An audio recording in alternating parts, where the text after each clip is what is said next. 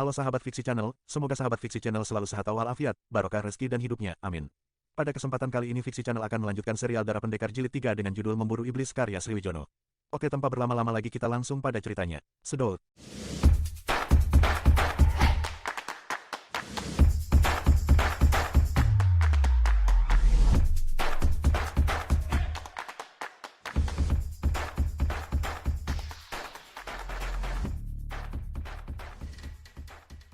Memburu Iblis. Jilid 1. Kang Lem, di saat-saat gunung-gunungmu berselimutkan kembang, dikala lembah-lembahmu bertaburkan biji-biji mutiara, aku tak mampu berbuat apa-apa. Rasa haru dan bangga membuat aku hanya bisa berdiri melelehkan air mata. Titik. Oh, Kang Lem, tak terasa rambutku teah menjadi putih. Syair di atas selalu bergema dan didendangkan orang di daerah Kang Lem. Di mana saja orang selalu menyanyikan lagu itu sebagai ungkapan rasa kagum serta bangga mereka terhadap keindahan dan kemolekan tanah itu. Mereka sama sekali tidak peduli siapa yang mengubah dan menciptakan syair lagu itu, sebab mereka juga hanya memperolehnya dari orang-orang tua mereka pula. Kang Lem memang sebuah daerah yang sangat indah mentakjubkan. Terletak di bagian selatan dari negeri Tiongkok yang besar. Daerahnya amat luas, tanahnya subur dan airnya pun melimpah ruah pula. Di beberapa tempat mengalir sungai-sungai kecil yang bening airnya. Penduduknya padat, namun karena tanahnya amat subur maka hasil pertaniannya pun lebih dari cukup untuk menghidupi mereka. Apalagi matahari hampir selalu bersinar di sepanjang tahun. Kang Lem diperintah oleh seorang kepala daerah, yang pada saat cerita ini terjadi, yaitu pada waktu Kaisar Han pertama berkuasa Kaisar Liu Pang, dijabat oleh Cui Koteng, seorang bekas jenderal di masa peperangan dulu. Dan dalam mengatur roda pemerintahan daerahnya, bekas jenderal yang sangat terkenal itu berkedudukan di kota Sohchiu. Sohchiu sendiri merupakan sebuah kota yang sangat besar. Selain menjadi kota dagang yang ramai, kota Sohchiu juga merupakan kota impian bagi orang-orang berduit. Kota itu menyediakan hampir segala macam sarana untuk bergembira dan bersenang-senang. Berbagai macam hiburan dan pertunjukan yang menarik, sampai dengan tempat-tempat terlarang seperti tempat judi dan tempat pelesiran yang sangat istimewa pun tersedia pula di kota itu. Apalagi Sohchiu terkenal sebagai gudang wanita cantik di seluruh daratan Tiongkok, sehingga tidak mengherankan pula apabila kota itu menjadi semakin menarik saja di mata para pendatang. Namun pada permulaan tahun ke-11 setelah Kaisar Han berkuasa, daerah yang sangat mempesonakan itu mendadak berubah menjadi resah dan menakutkan. Daerah yang semula aman dan damai itu tiba-tiba digemparkan oleh munculnya seorang penjahat berkepandaian sangat tinggi, yang selalu mengganggu ketenteraman penduduknya. Dengan kesaktiannya yang seperti iblis, penjahat itu merajalela tanpa lawan. Kota demi kota dalam daerah itu dirusak dan diganggunya tanpa pandang bulu. Hampir setiap hari tentu terdengar berita tentang keganasan iblis itu. Terutama berita tentang kebiadabannya terhadap wanita atau gadis-gadis cantik yang diculiknya. Celakanya selama itu pula tak seorang pun yang bisa mengungkapkan siapa sebenarnya iblis itu. Hal itu disebabkan oleh karena iblis itu selain berkepandaian sangat tinggi juga selalu membunuh mati semua korbannya. Bahkan orang-orang yang pernah melihat atau memergoki perbuatannya pun telah ikut dibunuhnya pula. Maka tidak mengherankan kalau hari demi hari jumlah korban kebiadaban iblis itu pun semakin menumpuk pula. Dan akhirnya iblis itu berani pula memasuki kota Sohchiu yang terjaga kuat. Seolah-olah tidak mempunyai perasaan takut terhadap para prajurit yang mondar-mandir di segala tempat, iblis itu mulai menyebar maut pula di kota itu. Akibatnya penduduk menjadi gelisah dan ketakutan. Semua orang tidak berani keluar terlalu jauh dari rumahnya, terutama para wanita dan gadisnya. Dan bila malam telah datang, kota itu menjadi sepi luar biasa. Semuanya merasa takut menjadi korban berikutnya dari si iblis penyebar maut itu. Tentu saja berita tentang mengganasnya si iblis penyebar maut di kota itu benar-benar sangat memerahkan telinga kepala daerah Gui Koteng. Dengan kemarahan yang meluap-luap kepala daerah itu memimpin sendiri para prajuritnya mencari penjahat yang sangat berani itu. Tapi usahanya itu tentu saja tidak membawa hasil, sebab tak seorang pun di antara mereka yang pernah melihat wajah buruan itu. Mereka bagaikan berburu hantu yang belum pernah mereka ketahui bentuk dan rupanya. Sementara itu para pendekar persilatan di daerah itu juga tidak mau ketinggalan pula. Dengan bekal ilmu yang mereka miliki mereka ikut mencari iblis yang mengganggu daerah mereka itu. Namun seluruh kepandaian mereka itu ternyata juga tak mampu untuk menandingi kesaktian si iblis penyebar maut. Meskipun pada suatu saat mereka mendapat kesempatan untuk memergoki perbuatan iblis itu, tapi tak seorang pun di antara mereka yang mampu mengikuti bayangan iblis tersebut. Bahkan Kang Lem Koi Hiap pendekar aneh dari Kang Lem tokoh yang paling disegani di daerah itu pun tak berdaya pula menghadapi kesaktian iblis itu. Orang tua itu terpaksa digotong pulang tanpa mendapat kesempatan sedikit pun untuk melihat wajah lawannya. Demikianlah berita tentang keganasan si iblis penyebar maut itu pun akhirnya tersebar ke seluruh negeri bahkan sampai menyusup pula ke dalam tembok istana di kota raja. Malahan kabarnya Kaisar Han sendiri juga telah mengirimkan pula utusannya untuk membuktikan kebenaran berita itu. Tetapi utusan yang sangat diharap-harapkan oleh penduduk Kang Lem itu ternyata tidak pernah sampai di kota Sohchiu. Utusan yang membawa 500 orang prajurit pilihan itu seolah-olah telah hilang lenyap di dalam perjalanannya. Sementara itu si iblis penyebar maut justru semakin bertambah brutal dan merajalela tindakannya.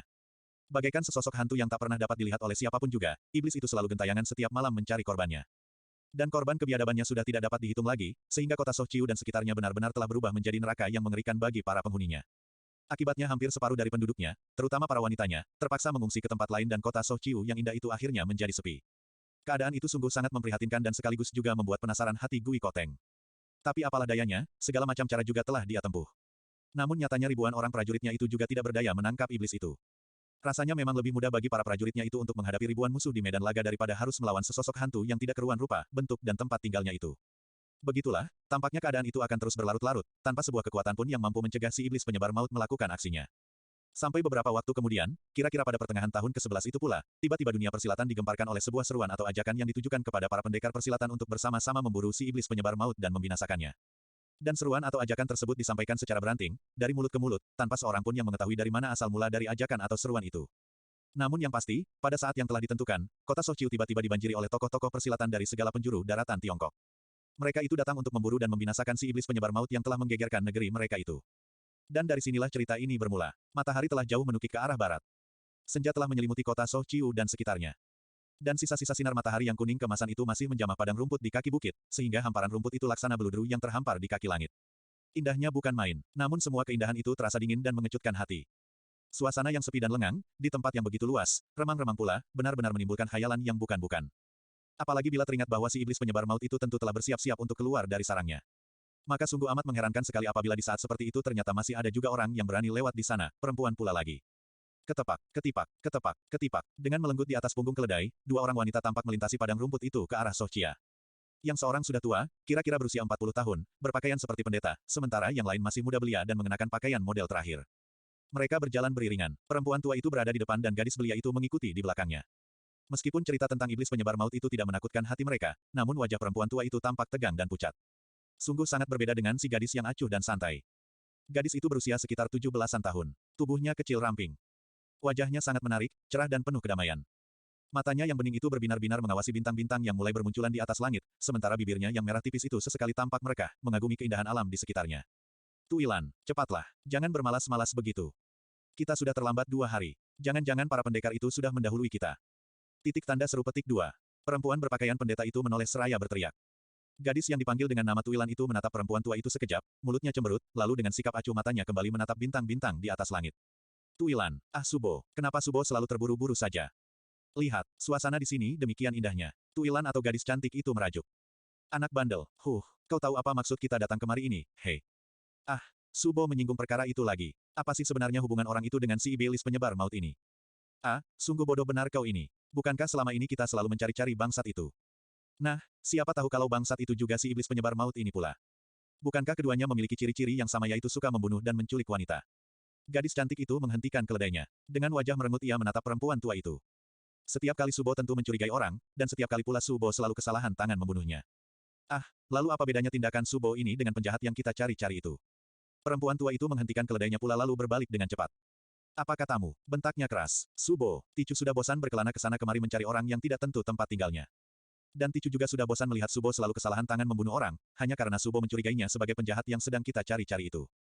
Subo, marilah kita pulang kembali ke Teluk Pohai dan hidup tentram seperti semula. Subo mengurus kuil, Ticu mencari ikan ke laut bersama para nelayan. Mata perempuan tua itu tiba-tiba bergetar penuh kemarahan. Anak gila, anak durhaka, apa katamu? Kembali ke rumah dan melupakan semua dendam kesumat itu, Kurang ajar, wajah Tuilan tiba-tiba menjadi pucat. Gadis itu sama sekali tidak menyangka kalau kata-katanya akan menyinggung perasaan gurunya. Dan gadis itu sama sekali juga tidak mengira kalau gurunya akan menjadi marah sedemikian rupa. Apalagi sampai memaki-makinya seperti itu. Sebenarnya perempuan tua itu adalah bekas ketua kuil IM yang kau cabang Teluk Pohai yang berkedudukan di desa Bancung. Tapi karena sifatnya yang keras, kejam dan suka membunuh orang, maka perempuan tua itu lalu dipecat dari kedudukannya sebagai ketua cabang. Namun perempuan tua itu masih tetap menganggap dirinya sebagai pendeta aliran IM yang kau dan selalu berpakaian seperti pendeta pula. Oleh karena itu di dunia Kang O perempuan tua itu lalu digelari orang dengan nama pendeta palsu dari Teluk Pohai. Meskipun demikian perempuan tua itu benar-benar amat menyayangi Tuilan, muridnya. Subo, maafkan Ticu. Tuilan buru-buru minta maaf dengan suara gagap.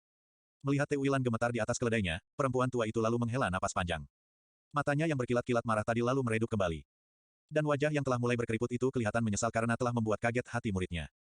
Sudahlah, marilah kita berangkat. Desah si pendeta palsu Teluk Pohai itu dengan suara berat. Gadis itu mengangguk, lalu menggerakkan keledainya kembali mengikuti perempuan tua itu. Beberapa saat lamanya mereka berdiam diri serta tidak berbicara satu sama lain.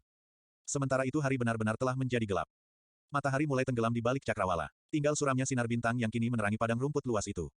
Tuilan, kau tahu mengapa aku tadi marah kepadamu? Tiba-tiba si pendeta palsu dari Teluk Pohai itu menyingkap tabir kebisuan di antara mereka. Tuilan mengangguk dan berusaha menahan sedu sedan yang menyekak di dalam dadanya. Ya, Ticu, telah membuat kecewa hati Subo. Tapi, sudahlah. Sebenarnya kau ini sudah harus menyadari keadaan kita ini sejak dahulu. Sebab apa yang telah kita tempuh selama ini sebenarnya hanya demi kepentinganmu belaka, dan dalam perkara ini, sebenarnya aku hanya bertindak sebagai pembantu atau penolong dalam melaksanakan cita-citamu itu. Aku mengajarimu ilmu silat dan membawamu berkelana kemana saja, agar supaya kau bisa menemukan iblis yang membunuh ayah ibumu dan membalaskan sakit hati mereka.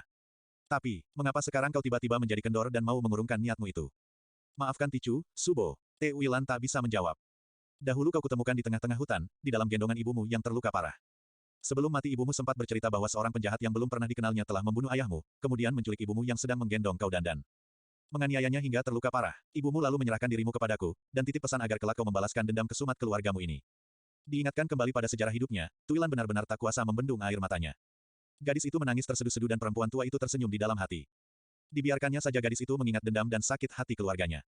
Sementara itu padang rumput yang mereka lalui semakin menipis. Kini tanahnya mulai keras bercampur padas, dengan batu-batu besar bertonjolan di sana-sini. Mereka telah mencapai kaki bukit yang mengelilingi kota Sohchiu. Bukit yang tinggi terjal dengan jurang-jurangnya yang dalam. Subo, Tuilan berkata di antara isaknya. Entah apa sebabnya selama beberapa bulan ini hati Ticu selalu resah dan bingung bila memikirkan dendam kesumat itu. Dahulu Ticu memang merasa dendam kepada penjahat itu. Tapi setelah Ticu menjadi dewasa dan banyak membaca buku-buku keagamaan Im yang kau milik Subo, entah mengapa, perasaan dendam itu secara berangsur-angsur menjadi larut, sehingga akhirnya lenyap dari hati Ticu. Oh waf. Maafkanlah Ticu, Subo, oh hu. Akhirnya Tuilan tidak bisa menahan tangisnya. Gadis itu menangis terseduh-seduh. Perempuan tua itu tersentak kaget. Senyum yang tadi sudah teralas di atas bibirnya hilang seketika. Wajah perempuan tua itu kembali keras dan kaku. Giginya terdengar gemeretak menahan geram. Lalu, apa maumu sekarang? Bentak perempuan itu dengan suara berat. Subo, marilah kita lupakan saja dendam kesumat itu. Marilah kita membangun kembali kehidupan yang tentram dan damai di rumah kita. Jadi, bagaimana dengan dendam kesumat keluargamu itu? Pendeta palsu dari Teluk Po Hai menggeram menahan marah. Tuilan menunduk semakin dalam dan tubuhnya semakin keras terguncang oleh sedu sedannya. Namun dengan segala kekuatan hatinya gadis itu menjawab pertanyaan gurunya.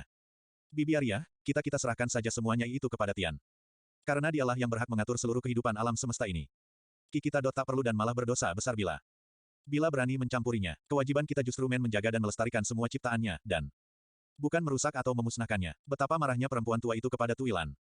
Rasa-rasanya ia ingin meloncat dan menghantam remuk kepala muridnya yang tertunduk itu. Api niat itu segera luntur begitu menyaksikan wajah yang pucat pasi itu seolah-olah memancarkan sinar kedamaian yang menyejukkan hati. Larut semua kemarahannya, dan mendadak timbul kembali rasa sayangnya kepada gadis itu. Namun demikian masih ada juga perasaan kecewa yang mengganjal di hati perempuan tua itu. Hatimu memang terlalu lemah, Tuilan. Si pendeta palsu dari Teluk Po Hai itu berdesah kecewa. Dan hal itu sudah kuketahui sejak dahulu. Perasaanmu demikian halusnya sehingga menyakiti seekor semut pun kau tak tega. Tetapi aku selalu berusaha membangkitkan semangatmu, dengan mengajarimu ilmu silat dan memberimu contoh-contoh kekerasan agar supaya hatimu terusik dan bisa tumbuh menjadi seorang pendekar wanita yang gagah berani. Dan dengan demikian cita-cita ibumu dahulu bisa terlaksana, yaitu membalaskan dendam keluargamu.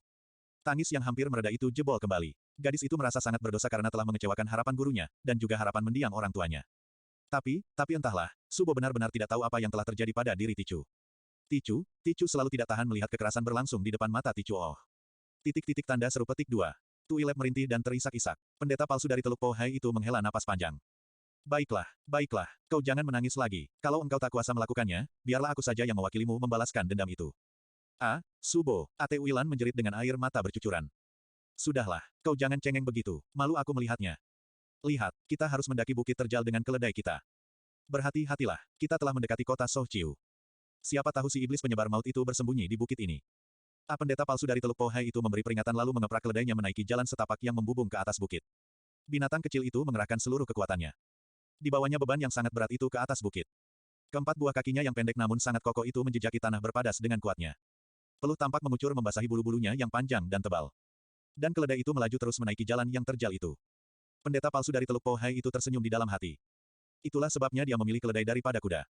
Meskipun kecil dan tidak bisa berlari kencang, namun keledai lebih tahan di medan yang berat daripada kuda. Di rawa-rawa, di atas perbukitan atau di padang pasir, keledai lebih dapat diandalkan daripada kuda.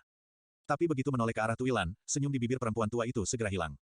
Sebaliknya kerut-merut di atas dahinya menjadi semakin banyak. Gila benar anak itu, desahnya seraya memandang Tuilan yang menuntun keledainya sambil menjinjing perbekalannya. Keringat tampak mengalir dari kening dan leher gadis itu. Rasa gemas dan kesal karena menyaksikan tingkah muridnya membuat perempuan tua itu memacu keledainya lebih keras lagi. Dan keledai kecil ternyata juga tidak mengecewakan tuannya. Dengan segala kekuatannya binatang kecil itu menggerakkan kakinya lebih cepat lagi sehingga beberapa saat kemudian ia telah mencapai bukit itu. Tetapi, tiba-tiba keledai itu meringkik ketakutan dan melangkah mundur dengan tergesa-gesa, sehingga pendeta palsu dari Teluk Po Hai itu hampir saja terjatuh ke dalam jurang. Dengan tangkas perempuan tua itu melenting ke atas, berjumpalitan beberapa kali di udara, lalu meluncur kembali ke atas tanah. Seluruh gerakan itu dilakukan dengan sangat manis, enteng dan cepat luar biasa. Benar-benar suatu pameran Jin Kang yang hebat sekali. Ah, Ang Leng Choa, ular lampu merah. Pendeta palsu dari Teluk Pohai itu menjerit kaget begitu melihat dua ekor ular melintas di depan kakinya. Kedua ekor ular berbisa itu saling berkejaran. Tubuhnya yang hampir 1,5 meter panjangnya itu menjalar dan meliuk-liuk ke sana kemari. Daging kecil yang tumbuh di antara kedua matanya itu kelihatan berpijar di dalam gelap, sehingga dari kejauhan seperti lampu yang bergerak ke sana kemari. Pantas saja mereka mengagetkan keledai si pendeta palsu dari Teluk Pohai. Tenanglah, manis. Perempuan tua itu membujuk keledainya seraya mengelus-elus leher binatang itu. Namun mata perempuan tua itu segera terbelalak ketika di dalam keremangan malam itu tampak belasan lampu yang lain bergerak ke sana kemari di antara semak dan batu-batuan. Dan perempuan tua itu segera merasakan sesuatu yang tak beres dengan hadirnya ular-ular itu di sana. Dan tiba-tiba saja pendeta palsu dari Teluk Pohai itu teringat pula akan sebuah dongeng tentang ular-ular tersebut. Ang Leng Choa ini merupakan jenis ular yang langka di dunia. Mereka biasa hidup di gua-gua gelap atau di sungai-sungai di bawah tanah. Selain bisanya sangat tajam, binatang ini juga sangat kuat kulitnya, sehingga kabarnya ular ini kebal terhadap senjata tajam. Dan menurut dongeng yang pernah kudengar, ular-ular itu sering terlihat di lembah Ang Lengko di pegunungan Kunlun San. Maka sungguh sangat mengherankan sekali kalau binatang berbisa ini dapat sampai di tempat ini. Petik 2. Perlahan-lahan si pendeta palsu dari Teluk Pohai itu menuntun keledainya kembali melalui jalan semula. Sambil berjalan mundur perempuan tua itu menoleh kembali ke bawah atau ke belakang untuk memberi peringatan kepada Tuilan. Namun betapa kagetnya perempuan tua itu tatkala Tuilan tidak ada di sana. Gadis itu lenyap bersama binatang tunggangannya. Tuilaan. Petik 2. Dengan cemas perempuan tua itu memanggil. Tak ada jawaban. Dan perempuan tua itu semakin cemas hatinya. Ditinggalkannya keledainya, lalu berlari-lari ke sana kemari mencari murid kesayangannya itu. Tapi gadis itu benar-benar hilang lenyap tak berbekas. Tuilaanaan, Tuilaasaan, Subo, aku di sini. Tiba-tiba terdengar jawaban dari atas puncak. Lega benar rasanya hati perempuan tua itu. Namun kelegaan itu segera berubah menjadi kecemasan kembali tatkala dilihatnya muridnya itu berada di atas puncak. Tuilan, hati-hati, di situ banyak ular berbisa. Pendeta palsu dari Teluk Pohai itu berseru. Tapi terlambat sudah. Belum juga gaung suara perempuan itu hilang, Tuilan telah menjerit kesakitan. Dan bersamaan dengan itu pula, tiba-tiba terdengar suara gemuruh disertai suara ringkikan keledai yang menyayat hati, ketika binatang tunggangan gadis itu terjerumus ke dalam jurang yang dalam. Tuilaan, bagaikan terbang cepatnya perempuan tua itu meluncur ke atas bukit. Perasaan cemas dan khawatir akan keselamatan muridnya, membuat perempuan tua itu mengerahkan segala kemampuannya. Sekejap saja si pendeta palsu itu telah berada di samping Tuilan. Keledaiku, keledaiku, gadis itu menangis sambil mencengkeram seekor Ang Leng Choa yang masih menanamkan taringnya di kaki gadis itu. Tapi perempuan tua itu tak mempedulikan tangisan muridnya. Dengan cepat ia menyambar ular itu dan membantingnya ke atas batu. Bluk, batu itu pecah berantakan dan, ular itu tidak apa-apa. Ular itu cuma menggeliat sebentar seperti sedang menghilangkan rasa gatal, lalu menggeleser pergi. Subo, jangan bunuh ular itu, dia tidak bersalah, ticulah yang telah menginjaknya. Tanda seru petik 2, Tuilan tiba-tiba menjerit seraya memegang lengan gurunya. Gadis itu sama sekali tidak menyadari keajaiban yang baru saja terjadi di depannya. Sementara itu si pendeta palsu dari Teluk Pohai kelihatan termangu-mangu di tempatnya. Perempuan tua itu memandang kepergian ular itu seolah-olah tak percaya. Kekuatan tangannya yang mampu memecahkan kepala gajah itu ternyata tak mampu meremukkan seekor ular kecil. Namun rasa heran itu segera tertutup oleh rasa cemas terhadap nasib Tuilan yang digigit oleh Ang Leng Choa itu tadi. Tuilan, lihat kakimu. Oh Tian, teriaknya gugup seraya menyingsingkan celana gadis itu. Darah merah nampak merembes keluar dari dua buah luka kecil di kaki gadis itu. Tapi gadis itu sendiri seperti tak mempedulikannya. Gadis itu masih saja meratapi keledainya yang terjatuh ke dalam jurang. Sebaliknya si pendeta palsu dari Teluk Pohai itulah yang justru kelabakan melihat luka tersebut. Bolak-balik tangannya merogoh ke dalam saku jubahnya, namun obat luka yang dicarinya tak kunjung ketemu. Ini, wah, semua obat itu ada di dalam buntalan pakaian. Tanda seru petik 2, serunya kesal seraya menengok ke bawah tebing di mana keledainya tadi ia tinggalkan. Tuilan, tunggu di sini, jangan bergerak, aku akan mengambil obat itu. Mengerti, tanpa menunggu jawaban lagi perempuan tua itu melesat ke bawah, menuruni lereng untuk mencari keledainya. Tapi meski telah berputar ke sana kemari perempuan tua itu tidak menemukan juga binatang itu. Tampaknya binatang itu telah pergi ketika ditinggalkan tadi. Keringat dingin membasahi jubah perempuan tua itu. Keledai celaka. Tanda seru. Oh, di mana dia? Perempuan tua itu mengumpat-umpat. Lalu dengan suara yang semakin gugup dan cemas perempuan itu berteriak ke atas. Tuilan, kau tidak apa-apa, bukan? Tiada jawaban. Dan perempuan tua itu menjadi pucat. Tuilaan. Panggih ia cemas. Lalu dengan tergesa-gesa perempuan tua itu, terbang kembali ke puncak bukit.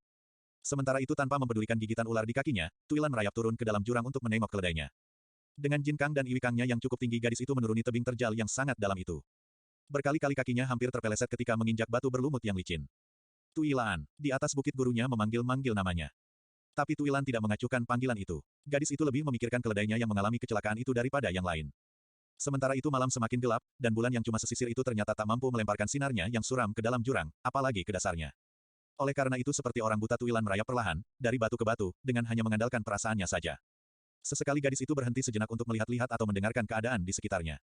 Demikianlah beberapa waktu kemudian gadis itu telah menginjakan kakinya di dasar jurang. Begitu dalamnya jurang itu sehingga teriakan si pendeta palsu dari Teluk Pohai itu tidak terdengar sampai ke bawah. Setelah menenangkan hati dan menatap perasaannya, Tuilan meraba ke sana kemari mencari keledainya. Dan usahanya itu tidak terlalu sukar dilaksanakan, karena dasar jurang itu berbentuk seperti sungai kering. Sempit dan memanjang, melingkari bukit, dengan dinding-dinding tebingnya yang tinggi mencakar langit. Keledai itu terkapar mati dengan tulang berpatahan. Dan Tuilan segera bersimpuh meratapinya. Keledai itu tidak hanya sebagai binatang tunggangan bagi Tuilan, tetapi juga sebagai sahabat yang telah mengalami suka duka bersama. Begitu dalam rasa kasih sayangnya sehingga Tuilan tidak pernah berlaku kasar terhadap keledai itu. Seperti tadi, untuk menaikinya ke atas bukit saja gadis itu tidak sampai hati. Gadis itu malah mengambil semua beban, kemudian menuntun keledai itu perlahan-lahan ke atas. Dan gadis itu tidak mengikuti jalan terjal yang diambil gurunya, tapi mengambil jalan melingkar yang lebih landai dan lebih mudah.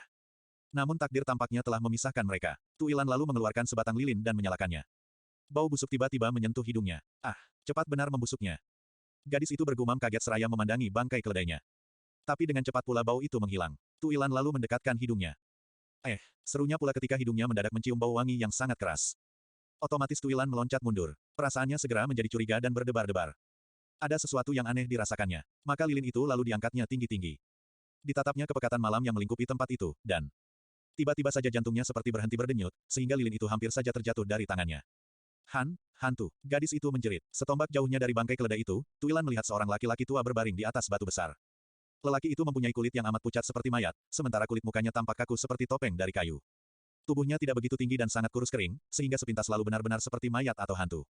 Tapi semua itu belumlah seberapa. Yang lebih mengerikan lagi adalah matanya yang mencorong buas seperti mata harimau di dalam kegelapan. Dan mata itu menatap Tuilan tanpa berkedip, seakan-akan orang itu merasa heran melihat kedatangan Tuilan. Maka sudah sepantasnya lah kalau Tuilan menjadi ketakutan dan menyangkanya sebagai hantu. Gadis itu baru sadar kalau dirinya sedang berhadapan dengan manusia biasa setelah beberapa saat lamanya, hantu, itu tetap saja di tempatnya, dan tidak mau hilang dari pandangannya. Tapi gadis itu cepat menyadari pula bahwa orang yang ada di depannya tersebut tentu bukan orang sembarangan. Kau, siapa? Tanyanya gemetar. Orang tua itu menghela napas berat, kemudian terbatuk-batuk. Tampak benar kalau dia sedang menderita sakit keras. Namun demikian, nada suaranya masih terdengar garang ketika menjawab pertanyaan Tuilan. Kau sendiri siapa? Kulihat tubuhmu kebal terhadap racun-racun berbahaya. Apakah kau mempunyai hubungan keluarga dengan ketujuh orang bekas muridku itu? Ataukah mungkin kau murid mereka? Aku. Aku tidak tahu yang kau maksudkan. Siapa ketujuh orang bekas muridmu itu? Mata itu tampak berputar-putar menakutkan. Apakah kau belum mengenal tujuh orang ahli racun yang tinggal di banku itu? Kakek itu menggeram. Tuilan terkejut bukan main. Siapakah yang tidak mengenal mendiang tujuh iblis dari banku itu? Baca pendekar penyebar maut. Oh, Lo Qianwei. Lo Qianwei maksudkan mendiang Titok Chi tujuh bersaudara itu. Kalau begitu, Xiao Te tidak mempunyai sangkut paut dengan mereka. Tuilan menjawab sambil mundur-mundur. Mata orang itu melotot mengerikan. Mendiang, siapa bilang mereka sudah mati? Titik tanda seru petik 2. Orang itu terbatuk-batuk. Mereka memang sudah mati. Kata Subo, mereka itu mati dalam kepungan pasukan kerajaan di Pantai Karang. Tuilan menjawab ketakutan. Perlahan-lahan orang tua itu bangun dari tidurnya, lalu duduk di atas batu. Gerakannya persis seperti mayat yang bangun dari kuburnya. Dan Tuilan yang amat ketakutan itu buru-buru melangkah mundur pula.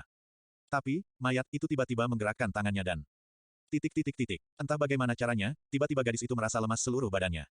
Dan sebelum tubuh gadis itu jatuh ke tanah, orang itu menggerakkan tangannya sekali lagi dan seperti sebuah permainan sulap saja tubuh Tuilan tersedot ke dalam pangkuan orang itu. Dapat dibayangkan betapa ngerinya gadis itu. Apalagi ketika orang itu mencengkeram pergelangan tangannya. Aduh, Lo Qianwei, lepaskan. Tanda seru petik 2. Tuilan menjerit ketakutan dan hampir menangis. Tapi gadis itu tak kuasa berbuat apa-apa. Tampaknya Giam Beong, Dewa Maut, masih merasa kasihan kepadaku. Buktinya di saat kematianku tiba, beliau masih mengirimkan engkau ke sini untuk menyambung umurku. Hehehe. Tanda seru petik 2. Selesai berkata orang itu menggigit urat nadi di pergelangan tangan Tuilan, sehingga darah gadis itu mengalir keluar dengan derasnya. Kemudian orang itu menggigit pula urat nadinya sendiri dan menempelkan kedua buah bekas gigitan itu sama lain. Sama sekali orang itu tak mempedulikan korbannya yang hampir pingsan karena perbuatannya. Apa yang hendak Lo Qianpei lakukan terhadapku? Hehe, dengarlah, kelinci malang. 25 tahun yang lalu Titok Chi dan keenam saudara seperguruannya telah bersekongkol untuk mencelakai aku, gurunya. Mereka bermaksud untuk mengambil Im Yang Tok Kong, buku racun Im Yang, dan Po Tok Chu, pusaka mustika racun kepunyaanku. Tapi mereka tidak berani berhadapan denganku. Mereka menggunakan akal licik. Setiap Jeng Bin Siang Kui, sepasang hantu berwajah 1000, dua orang murid perempuanku yang cantik itu melayani aku. Diam-diam minumanku dicampur dengan sedikit Hok Hiat Tok racun penumpas darah sehingga aku tak merasakannya. Aku hanya merasakan semakin lama mukaku semakin pucat dan tubuhku semakin hari semakin lemah. Dan akhirnya aku menjadi kaget sekali ketika setahun kemudian aku sudah tak kuasa lagi mengerahkan Sin Kangku tenaga saktiku. Saat itu aku baru sadar kalau aku telah terkena Hok Hiat Tok. Namun semuanya sudah terlambat. Racun itu telah merasuk ke dalam darah dan telah mengisap lebih dari separuh jumlah darahku, sehingga aku menderita penyakit kekurangan darah. Tahu kalau siasatnya telah kuketahui, murid-murid murtad itu lalu mengeroyokku. Untunglah aku bisa meloloskan diri. Sebagai orang yang tak pernah menaruh percaya kepada orang lain, aku sudah menyiapkan sebuah jalan rahasia di bawah rumahku. Hanya celakanya, mulut jalan rahasia itu lalu ditutup dan ditimbun batu karang oleh mereka. Orang tua itu berhenti bercerita, tampaknya dia baru mengingat-ingat kejadian masa lalunya itu. Tapi tiba-tiba Tuilan menjadi kaget sekali ketika dari lengan orang itu keluar daya sedot yang amat kuat, sehingga darahnya membanjir keluar melalui luka bekas gigitan di pergelangan tangannya. Darah itu mengalir masuk ke dalam tubuh orang itu melalui lukanya pula, yang disengaja ditempelkan pada luka Tuilan tersebut. Lo Qianpei, dot apa yang kau lakukan? Diamlah, anak malang. Aku harus mengambil darahmu, agar aku dapat hidup setahun lagi. Hehe, ketahuilah, akibat Hok Hiat Tok itu aku harus mengisap darah orang lain setiap tahunnya. Hanya biasanya aku meneliti dan memeriksa lebih dahulu darah orang itu sebelum memindahkannya ke dalam tubuhku. Sebab orang yang hendak kuisap darahnya itu harus dari kalangan orang berdarah bening sendiri, dan darahnya juga harus cocok dengan darahku pula. Tapi karena sekarang aku tidak mempunyai waktu lagi, apalagi yang ada di depanku hanya engkau saja, maka secara untung-untungan aku mengambil darahmu. Syukurlah kalau cocok, kalau tidak pun aku juga akan sama-sama mati pula. Jadi, Lo Qianpei hendak membunuhku. Tuilan berseru putus asa. Orang itu tak mengacuhkan rintihan Tuilan. Matanya memandang nyala lilin yang jatuh dari tangan Tuilan dengan geram. Kurang ajar, bangsat benar murid-murid murtad itu. Belum juga aku dapat menghukum mereka, mereka sudah keburu mati. Mulutnya mengumpat-umpat kasar. Tahu begini aku. Aduh, tiba-tiba orang tua itu mengaduh menyeringai kesakitan. Kedua tangannya cepat memeluk perut dan dadanya, sehingga otomatis Tuilan terbebas dari daya sedot itu. Kemudian orang itu mencoba untuk berdiri, tapi tak berhasil. Tubuhnya terjungkal ke depan menimpa tubuh Tuilan. Bruk, dan secara kebetulan siku tangan yang lancip dari orang itu persis menghantam Sam Ki Hiat di dada kiri Tuilan. Maka punahlah totokan yang membuat lemas gadis itu tadi. Tuilan segera mendorong tubuh yang menimpanya itu dan bergegas berdiri. Luka di pergelangan tangannya itu cepat-cepat dibalutnya, lalu tergesa-gesa pergi dari tempat yang mengerikan itu. Tapi baru 10 langkah ia berjalan. Tiba-tiba terdengar orang tua itu mengeluh. Tuilan menoleh, dan betapa terkejutnya gadis itu, ketika dilihatnya pakaian orang tua tersebut telah terbakar karena terjilat api lilinnya. Lupa sudah api permusuhan di dada gadis itu. Lupa pula semua perasaan takut dan ngeri yang tadi mencengkam hatinya. Yang ada di dalam hati gadis itu kini hanya perasaan ingin menolong seorang yang hendak terbakar tubuhnya itu saja. Maka tanpa menghiraukan dirinya lagi Tuilan cepat berbalik kembali untuk memadamkan api yang telah membakar pakaian orang tua itu. Akhirnya api itu padam juga. Meskipun demikian karena api itu telah membakar hampir separuh dari pakaian orang tua itu, maka kulit di bawah pakaian tersebut sudah terlanjur melepuh dan gosong. Orang tua itu merintih menahan sakit. Lo Qianpei, bertahanlah. Je Xiaote akan berusaha mengobatimu. Tuilan membesarkan hati orang tua itu. Tuilan lalu mengeluarkan obat luka yang selalu dibawanya. Tapi karena luka itu tidak begitu kelihatan di dalam gelap, maka Tuilan lalu menyalakan 4 batang lilin lagi. Kemudian dengan pertolongan sinar lilin itu Tuilan lalu memoleskan obatnya. Sama sekali gadis itu sudah tidak ingat lagi kebuasan orang yang hendak membunuhnya itu. Sebaliknya, orang yang terluka itu kini tampak memandang Tuilan tanpa berkedip. Mata yang tadi tampak liar menakutkan itu kini menatap termangu-mangu, seakan-akan tak percaya bahwa di dunia ini ternyata ada juga seorang manusia yang begitu baik, tulus dan berbudi luhur seperti gadis itu. Padahal, sejak kedatangannya tadi, gadis itu telah berkali-kali hendak dibunuhnya. Pertama, meskipun tidak ia sengaja, gadis itu telah terkena gigitan Ang Leng Choa, ular peliharaannya. Lalu yang kedua, gadis itu telah diserangnya dengan bubuk beracun Ke Hiat Tok, racun pemutus urat, dan Chi Sui Tok, racun pengantar tidur yang berbau busuk dan wangi itu. Dan kemudian yang terakhir, gadis itu telah ia sedot darahnya. Meskipun yang terakhir ini juga gagal, karena dia keburu pingsan tadi. Tapi yang terang semuanya itu telah menunjukkan bahwa dia memang benar-benar bermaksud membunuh gadis itu. Tetapi, apa yang dikerjakan gadis itu sekarang? Ternyata semua itu tidak menimbulkan dendam di hati gadis cantik itu. Di dalam situasi yang berbalik seperti sekarang, ternyata gadis itu tidak memanfaatkannya untuk membalas dendam. Gadis itu ternyata justru merawat dan mengurusnya penuh perhatian. Padahal kalau mau gadis itu bisa meninggalkannya begitu saja. Oleh karena itu, siapakah orangnya yang tidak merasa terketuk hatinya mengalami hal seperti itu? Biarpun orang yang terkena itu seorang penjahat berhati kejam seperti orang tua itu. Mata yang selama ini selalu memancarkan watak keras, buas dan kejam itu tiba-tiba menitikkan air mata.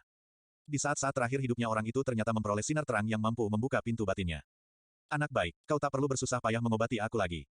Sudah tidak ada gunanya lagi, orang tua itu berkata serak karena terharu. Kenapa Lo Qianpei berkata begitu? Apakah Lo Qianpei berputus asa karena gagal mengambil darahku? Lo Qianpei, jika Lo Qianpei memang sangat membutuhkan darahku, sebenarnya aku pun rela pula memberikannya. Tapi tentu saja jangan semuanya. Yang penting kita berdua bisa selamat. Misalnya darahku ini dibagi 2, Lo Qianpei separuh aku separuh. Bagaimana? Tuilan membuka kembali balutan lukanya. Tapi orang tua itu cepat mencegahnya. Jangan, Lo Qianpei. Tanda tanya. Mengapa? Anak baik, ketahuilah, di dalam darahmu memang mengalir ciri-ciri khusus perguruanku, yaitu berdarah bening, yang membuat kita semua kebal terhadap semua racun.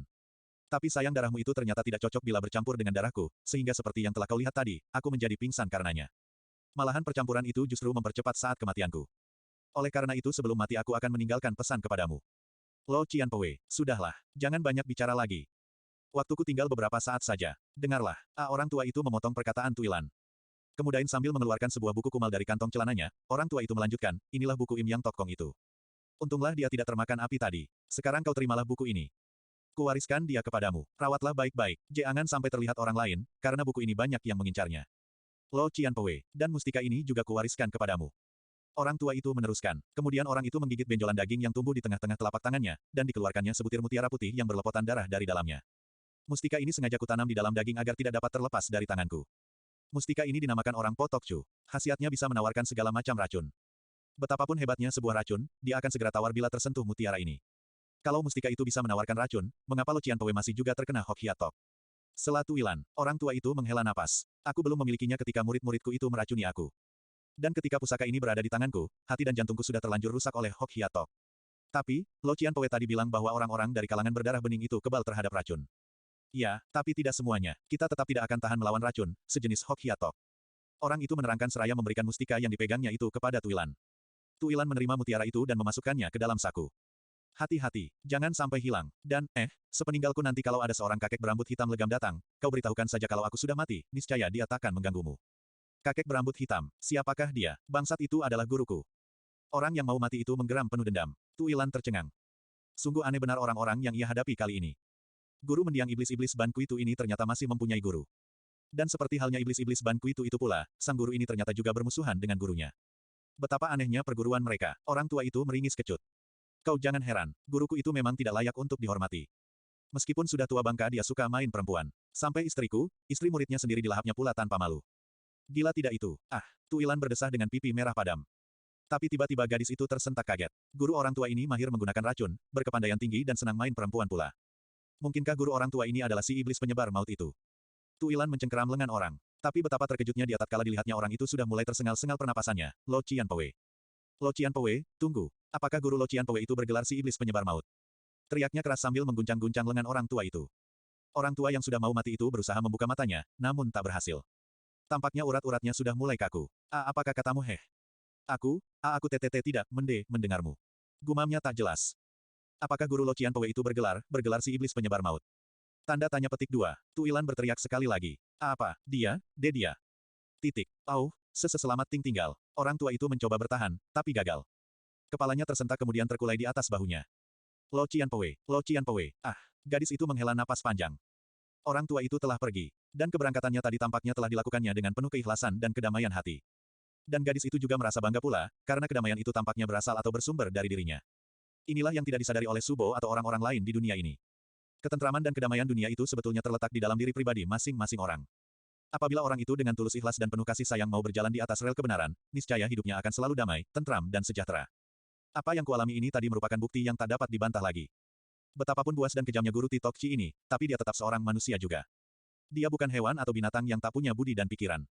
Kasih sayang dan ketulusan hati yang kuperlihatkan kepadanya ternyata masih dapat dilihat pula oleh mata batinnya, gadis itu berkata di dalam hatinya. Iseng-iseng Tuilan membuka buku pemberian orang tua itu. Di halaman pertama tertulis huruf IM yang tukong, dan di bawahnya tertera nama penulisnya atau penyusunnya, yaitu, Giok bin Tok ONG, Raja Racun Berwajah Tampan. Tuilan lalu membuka halaman selanjutnya. Di sana tertulis segala macam hal tentang racun. Mengenai macamnya, bentuknya, rupanya, warnanya, dan lain sebagainya. Di dalam buku itu juga diterangkan cara bagaimana mengenalinya, memperolehnya, dan bagaimana cara penggunaannya, serta bagaimana cara menghindari atau mengobatinya. Di halaman terakhir diterangkan pula cara bagaimana semua racun-racun ini dipergunakan oleh seorang jago silat untuk menambah kesaktian atau kedahsyatan ilmunya. Semakin banyak gadis itu membaca isi buku itu, semakin bergidik dan ngeri hatinya. Di dalam buku itu banyak disebutkan macam-macam racun yang khasiatnya benar-benar mendirikan bulu romanya. Akhirnya gadis itu tidak tahan membacanya. Buku itu lekas-lekas ditutupnya dan dimasukkannya ke dalam sakunya. Kalau menuruti kata hatinya ingin benar rasanya Tuilan memusnahkan buku itu. Tapi bila mengingat betapa susah payahnya Giok bin Tok Ong tersebut menyusunnya, hatinya menjadi tak tega. Untuk menyimpan atau menyembunyikannya di suatu tempat, Tuilan juga tak berani. Siapa tahu buku itu diketemukan atau diambil oleh orang-orang yang tak bertanggung jawab nanti. Biarlah buku ini kusimpan di dalam saku bajuku bersama-sama dengan mutiara anti racun itu, gadis itu berkata di dalam hatinya. Tak terasa larut malam telah lewat. Embun pagi telah mulai turun membasahi jurang itu. Keempat lilin juga telah terbakar sampai di pangkalnya. Tuilan bergegas menggantinya dengan yang baru, karena dia harus menggali tanah untuk menguburkan mayat dan bangkai keledainya. Karena tak ada pacul, Tuilan terpaksa mempergunakan pedangnya untuk menggali tanah. Celakanya, tak ada tanah yang empuk di dasar jurang itu. Semuanya terdiri dari padas dan karang. Oleh karena itu mayat dan bangkai keledai itu terpaksa ditanam dalam lubang yang tak terlalu dalam. Dan pekerjaan itu pun telah menyita waktu sampai fajar menyingsing. Tuilan menyeka keringatnya, kemudian merebahkan diri di atas batu besar untuk melepaskan lelah. Usapan udara pagi yang disertai kabut dingin dari atas bukit itu akhirnya membawa gadis itu terlelap ke dalam impian. Dan matahari pun merangkak semakin tinggi ke angkasa seolah-olah ingin segera dapat menghangati tubuh si gadis yang lembut hati itu. Gadis itu baru terbangun ketika dirasakannya ada seseorang di dekatnya, dan gadis itu bangkit dengan cepat, ketika di dekat kakinya benar-benar ada seorang kakek yang sedang berdiri mengawasinya. Kau siapa? Tuilan berseru tertahan. Kakek itu tersenyum, sehingga wajahnya yang masih tampak muda itu kelihatan segar dan tampan sekali. Alis dan kumisnya yang panjang berjuntai ke bawah berwarna putih bersih dan diatur rapi sekali.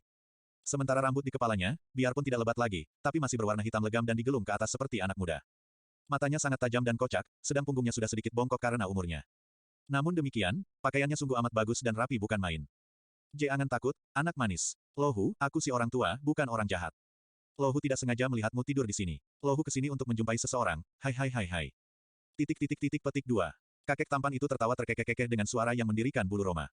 Menjumpai seseorang. Si siapa yang hendak Lo Qian Pei jumpai? Te Wilan memberanikan dirinya. Ang Leng Kok Jin, manusia dari lembah lampu merah. Kau melihat dia, Ang Leng Kok Jin. Apakah yang Lo Qian Pei maksudkan itu guru para iblis dari Ban Kuitu itu? Orangnya sudah tua, pucat dan kurus seperti mayat. Betul, dan biasanya kemana-mana dia selalu diiringkan oleh ular-ularnya. Jadi kau melihat dia? Kakek tampan itu mendesak. Ular, ya, ular Ang Leng Choa. Xiao Te tidak melihat dia membawa ular. Tapi di atas bukit ini memang banyak ular Ang Leng Choa berkeliaran.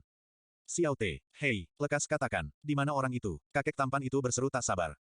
Kalau orang tua kurus dan pucat itu yang Lo Qian Pei maksudkan, dia sudah meninggal. Dan kini sudah kumakamkan di dekat tebing itu. Tuilan mengacungkan jarinya ke arah makam yang telah dibuatnya tadi. Tapi gadis itu membelalakan matanya serentak melihat belasan ekor Ang Leng Choa tampak berkumpul mengitari gundukan makam Ang Leng Kok Jin itu. Kakek tampan itu juga tidak kalah pula rasa terkejutnya. Hei, bocah itu sudah mati. Masakan dia, apakah dia tidak memperoleh darah yang cocok untuk menyambung hidupnya? Serunya tak percaya, lalu tanpa dapat diketahui bagaimana cara bergeraknya, tahu-tahu kakek itu telah berada di depan makam Ang Leng Kok Jin. Dan kedatangannya ke sana segera disambut dengan kemarahan oleh pasukan Ang Leng Choa itu. Tapi dengan bengis kakek tampan itu membunuh mereka. Ular-ular yang kebal terhadap senjata tajam itu segera berkebrotan begitu terkena taburan serbuk putih dari tangan si kakek. Lo Qianwei, Tuilan menjerit melihat kekejaman kakek itu. Kakek itu seolah tak mendengar jeritan Tuilan. Begitu melihat ular-ular itu sudah mati, kakek itu langsung saja membongkar kuburan Ang Leng Kok Jin. Kalau tadi menggunakan pedang saja Tuilan mengalami kesukaran dalam menggalinya, kini ternyata kakek itu enak saja mempergunakan tangannya.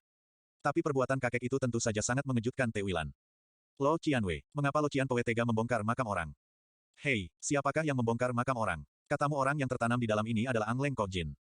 Lalu apa salahnya aku membongkar makam muridku sendiri? Kakek itu menyahut tanpa menghentikan pekerjaannya. Ketika Tuilan hendak membantah lagi, ternyata kakek itu telah selesai menggali tanah itu. Dan sesaat kemudian mayat Ang Leng Kok Jin telah disongkel keluar dari liangnya.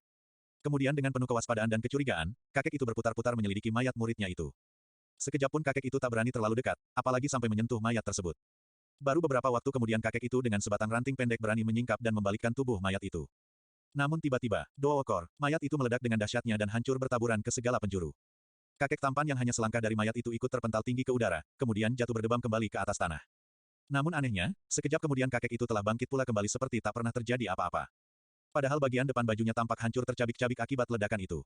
Dan begitu bangun kakek itu segera berkeliling mencari sesuatu di antara sisa-sisa tubuh Ang Leng Kok Jin yang bertebaran. Sementara itu Tuilan yang ikut pula terhempas ke tanah, meskipun dia berdiri jauh dari ledakan tersebut, masih duduk juga termangu-mangu di tempatnya. Gadis itu masih tampak bingung dan tak habis mengerti, kenapa mayat yang sudah ia kuburkan itu bisa meledak begitu dahsyatnya. Dan gadis itu juga tak habis mengerti, bagaimana pula kakek itu bisa menyelamatkan dirinya dari ledakan itu. Padahal dia yang berdiri sejauh 5 tombak saja masih merasa seperti rontok seluruh isi dadanya. Tuilan tergagap kaget ketika kakek itu datang dan menegurnya. Anak manis, kau tak apa-apa, bukan? Bangsat benar bocah itu.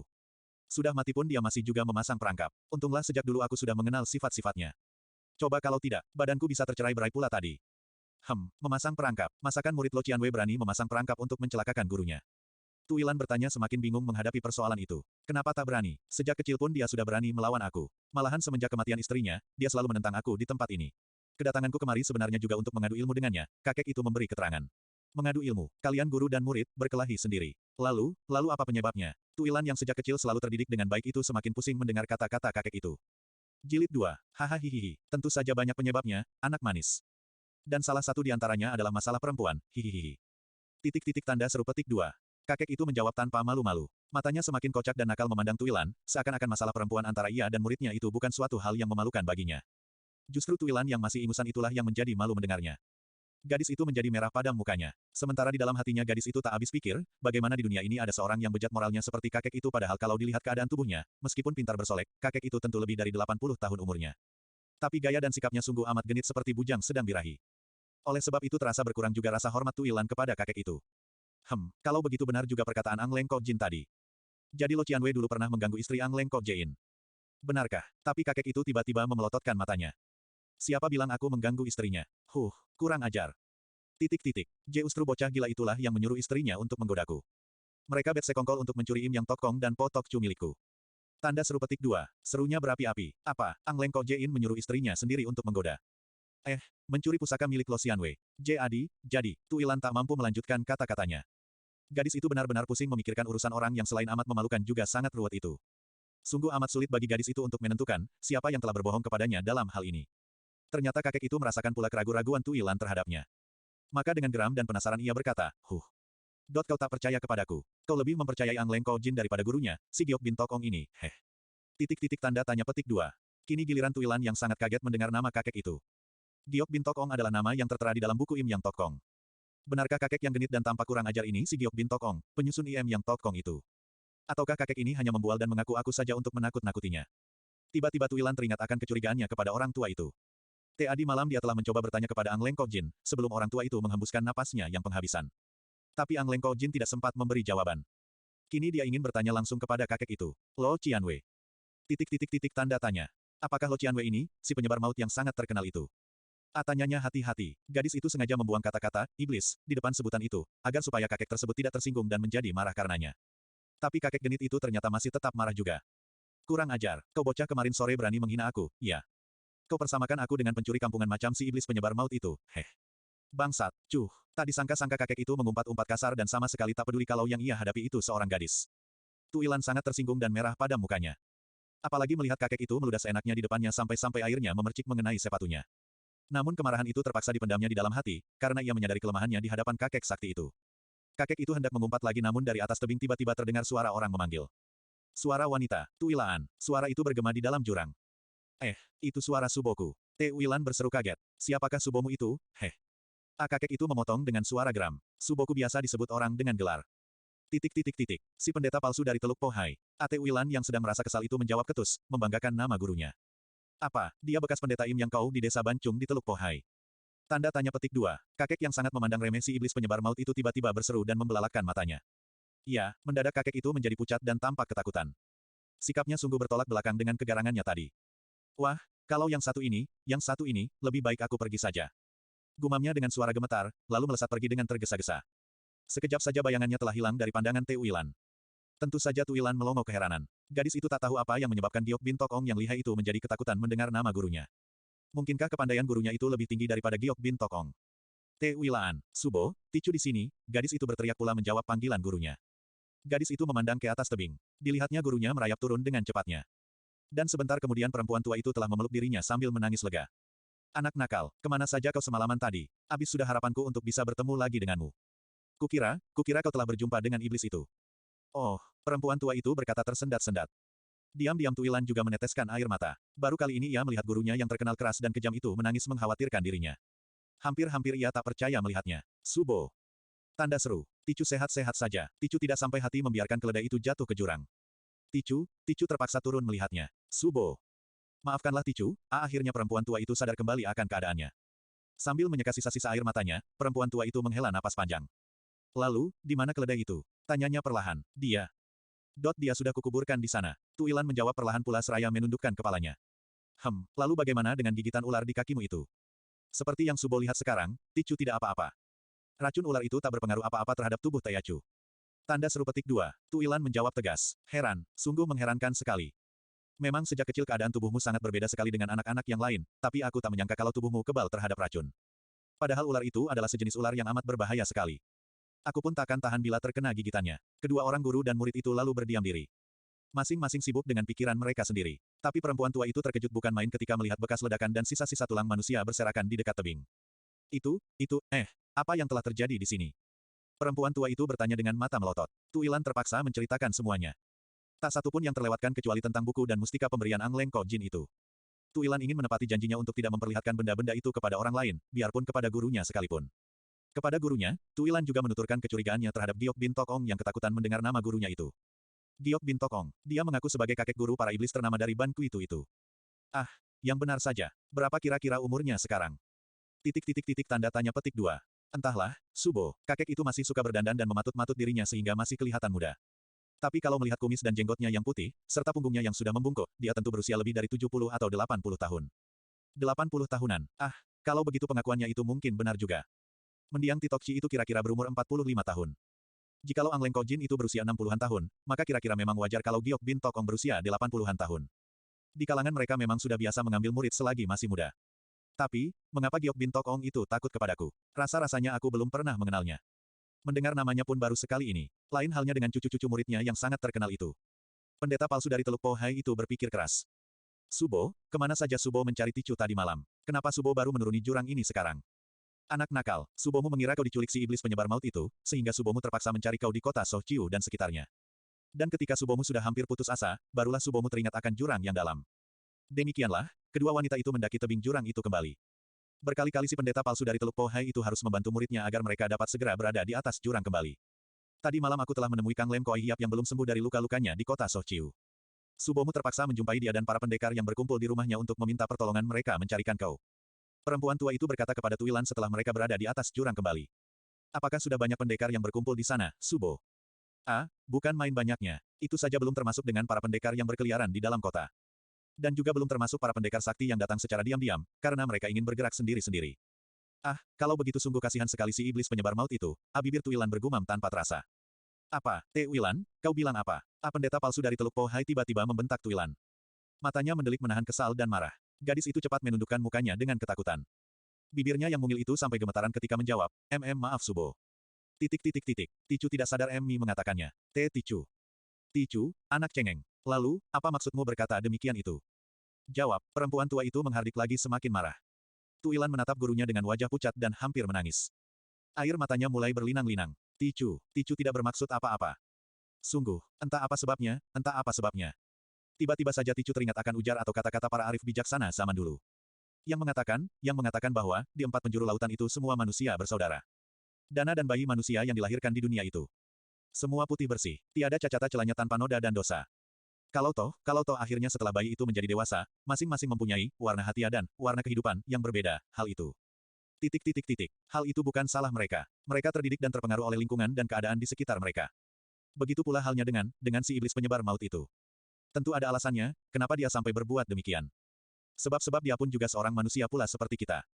Gadis itu berkata tersendat-sendat. Dapat dibayangkan betapa kesal dan mendongkolnya perempuan tua itu. Baru saja mereka bertemu lagi, gadis itu sudah mulai dengan khotbahnya yang menjengkelkan.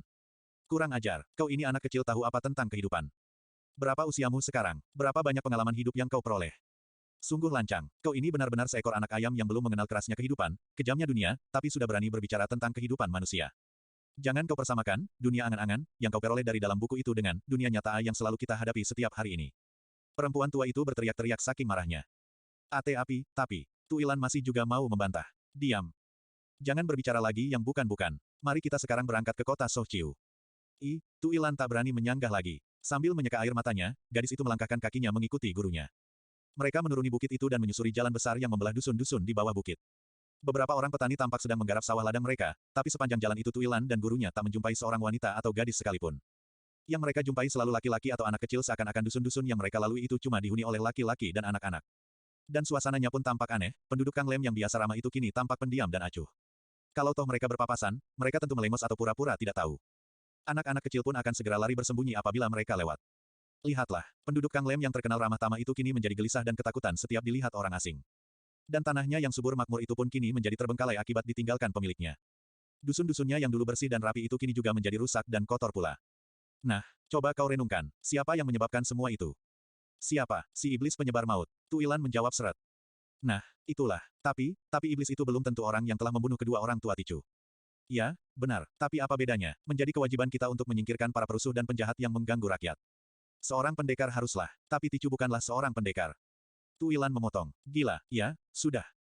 Perempuan tua itu berseru kesal dan jengkel, lalu melangkahkan kakinya lebih cepat lagi sehingga gadis itu terpaksa berlari-lari kecil mengejarnya. Subo, perempuan tua itu berjalan terus tanpa mempedulikan panggilan muridnya. Tapi langkahnya mendadak terhenti ketika dari arah depan muncul 5 orang lelaki berjalan tergesa ke arahnya. Dan perempuan tua itu segera memegang lengan Tuilan yang menyusul tiba. Hati-hati, perempuan tua itu memperingatkan muridnya. Kelima orang lelaki itu dengan cepat telah berada di depan mereka. Langkah kaki kelima orang itu sungguh mantap dan gesit, dan hampir tidak menimbulkan debu sama sekali, sehingga sekali pandang saja setiap orang akan tahu bahwa mereka adalah tokoh-tokoh persilatan tingkat tinggi. Ah, kiranya Kongtong Enjio Hiap, 5 pendekar dari Kongtong, yang datang. Titik tanda seru petik 2. Pendeta palsu dari Teluk Po Hai itu menyambut kedatangan orang-orang itu dengan gembira. Bagaimana kabarnya pertemuan di lembah itu tadi malam? Apakah kita telah mendapatkan cara untuk menangkap iblis itu? Hei, rupanya Loni pendeta wanita telah menemukan kembali anak gadis yang hilang itu. Orang tertua dari Kongtong Enjio Hiap itu menyapa pula dengan ramahnya. Matanya menatap Tuilan dari ujung kepala sampai ke ujung kaki, seolah-olah ingin bertanya, kemana saja gadis itu tadi malam sehingga gurunya sampai kebingungan setengah mati. Dia berada di dalam jurang di bawah bukit itu. Perempuan tua itu cepat menerangkan. Kongtong Enjio Hiap itu saling berpandangan satu sama lain, kelihatannya ada sesuatu yang mereka pikirkan. Kelima orang itu adalah kakak beradik seperguruan dari aliran Kongtong Pai di Kongtong San. Dan secara kebetulan pula mereka berlima adalah saudara sekandung. Masing-masing berusia antara 35 sampai 45 tahun. Dan mereka itu adalah putra sekaligus murid-murid utama dari Kongtong Chin Jin atau ketua Kongtong Pai sekarang, jadi, Loni yang berada di jurang itu pagi tadi. Ataukah masih ada orang yang lain lagi di sana? Begini, Loni. Jangan kaget, tadi pagi salah seorang dari para pendekar telah mendengar suara letusan di dalam jurang itu. Ketika ia mencoba turun ke sana, dia melihat bayangan seseorang di tempat yang gelap itu. Dia tak berani melihat sendiri, oleh karena itu ia melaporkannya kepada Kang Lem Koai Hiap. Kemudian Kang Lem Koai Hiap memerintahkan ayahku untuk memeriksanya. Dan ayah pun lalu mengerahkan kami semua. Dan itulah sebabnya kami berada di sini sekarang. Jei Taim, orang tertua dari Kongtong Enjio Hiap itu berkata lagi. Kang Lem Koai Hiap, dia memberi perintah kepada Kongtong Chin Jin. Tanda tanya petik 2.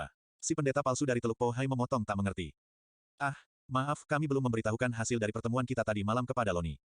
Tiba-tiba Jei Tai Yang, orang kedua yang bersuara lantang dan keras, menyela percakapan tersebut.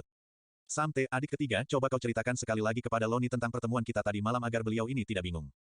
Sambungnya lagi seraya menoleh ke arah Jei Tai Song, pendekar yang paling pandai dan berbakat di dalam Kongtong Enjio Hiap. Jei Tai Song, yang berusia 40 tahun dan berbadan tegap itu tersenyum menganggukkan kepalanya. Loni, di dalam pertemuan malam tadi telah diputuskan untuk mengangkat Kang Lem Koai Hiap sebagai pemimpin umum di dalam perburuan ini. Meski Kang Lem Koai Hiap bukanlah orang terpandai atau yang tertua di antara kita, apalagi dia belum sembuh dari lukanya namun semua pendekar telah satu padu dan bersepakat untuk mengangkatnya sebagai pemimpin. Hal itu kita lakukan demi untuk menghormatinya dan menghargainya sebagai tuan rumah yang paling berkepentingan di dalam urusan ini. Semula orang tua itu memang menolaknya. Tapi kami semua segera mendaulatnya, sehingga dengan berat hati dia terpaksa menerimanya pula, katanya halus dan teratur. Oh, jadi itukah sebabnya dia berani memberi perintah kepada Kongtong Chin Jin yang berkedudukan tinggi itu? Si pendeta palsu dari Teluk Po Hai tersenyum maklum. Tidak cuma ayahku yang harus tunduk oleh perintahnya. Masih ada ketua partai persilatan lagi yang bernasib sama dengan ayahku. Namun kami semua itu memang sudah kami kehendaki sendiri, semuanya tidak menjadi sakit hati karenanya. Ji Taisong tersenyum pula diikuti oleh saudara-saudaranya. 3 ketua partai persilatan. Siapa sajakah mereka itu? Pendeta palsu dari Teluk Po Hai menegaskan. Mereka itu adalah ketua-ketua partai persilatan Tai Hek Pai, NGO Bi Pai dan Tiam Jong Pai. Hei, ketua Tiam Jong Pai, Hek Pian Hok Bi Bunting, si kelelawar hitam itu juga datang. Pendeta palsu dari Teluk Po Hai itu berseru girang. Benar, beliau datang bersama-sama dengan ketua NGO Bi Pai, Angkin Siuli, bidadari berselendang merah. Oh, dia juga datang. Tiba-tiba wajah pendeta palsu itu menjadi gelap kembali. Kongtong NGO Hiap merasa sangat heran melihat perubahan wajah lawannya. Tapi, mereka berlima tidak ingin mencampuri urusan pribadi orang lain. Oleh karena itu mereka berlima tidak mau menanyakan terlebih lanjut. Sebaliknya, JH Tai Song malah meneruskan ceritanya. Loni, oleh Kang Lem Koai Hiap kita semua dibagi menjadi 5 rombongan, agar supaya para pendekar yang banyak jumlahnya dan belum saling mengenal itu tidak menjadi ribut atau saling gasak sendiri di dalam menjalankan tugasnya nanti. Dan setiap rombongan itu juga telah memperoleh daerah-daerah sendiri dalam tugasnya. Sementara di dalam operasinya nanti, setiap rombongan itu masih dibagi-bagi lagi menjadi beberapa kelompok, di mana masing-masing pemimpin kelompok itu harus sudah saling mengenal satu sama lain. Begitu rapinya, si pendeta palsu dari Teluk Po Hai berdecak kagum. Tentu saja, Loni. Selain itu setiap rombongan dan setiap kelompok juga memiliki tanda pengenal dan kata-kata sandi tersendiri, sehingga bentrokan dan salah tangkap di antara kita sendiri dapat dihindari. Wah, kalau begitu aku masuk rombongan yang mana? Si pendeta palsu dari Teluk Po Hai bertanya bingung. Sebaiknya Loni menghubungi sahabatmu dari kelima rombongan itu. Loni bisa menghubungi pimpinannya. Rombongan pertama dipimpin sendiri oleh Kang Lem Koai Hiap. Rombongan kedua dipimpin oleh ketua Tai Hek Pai Ouyang Su. Rombongan ketiga dipimpin oleh ketua Tiam Jong Pai, Hek Pian Hok Li Bunting. Rombongan keempat dipimpin oleh ketua NGO Bi Pai, Angkin Siu Li Xiao Hong Li. Dan rombongan terakhir dipimpin oleh ayahku sendiri, Kongtong Chin Jin. JITIM memberikan pandangannya. Tetapi, yang lebih baik Loni menghubungi Kang Lem Koai Hiap saja. Sebab selain dia itu menjabat sebagai pimpinan umum, dia bisa mencarikan rombongan yang cocok buat Loni nanti. JITI Song yang cerdik itu menyela. Ya, agaknya pendapat adikku tadi memang benar, JITIM cepat mengiyakan kata-kata adiknya. Di mana aku bisa menemui Kang Lem Koai Hiap? Dia berada di dalam kota, di rumah muridnya, yang kini telah disulap menjadi markas satu para pendekar. Petik 2. Baiklah, kalau begitu kami mohon diri untuk menemui Kang Lem Koai Hiap, pendeta palsu dari Teluk Po Hai memberi hormat dan menarik lengan Tuilan untuk pergi meninggalkan tempat itu. Demikianlah guru dan murid kembali menyusuri jalan yang menuju ke kota Sohchiu. Semakin dekat dengan kota, semakin sering pula mereka berjumpa dengan para pendekar yang mengambil bagian dalam perburuan satu itu. Subo, demikian banyaknya pendekar-pendekar persilatan yang hadir, tapi kenapa tak satu pun terdengar para pemimpin Im yang kau kita? Tuilan tiba-tiba bertanya kepada gurunya. Bukankah dahulu Subo pernah bercerita bahwa di kuil pusat kita terdapat tokoh-tokoh sakti yang mempunyai kesaktian seperti dewa? Wah, engkau ini benar-benar ceroboh sekali. Tentu saja beliau-beliau itu tidak mempunyai minat sama sekali terhadap urusan-urusan seperti ini.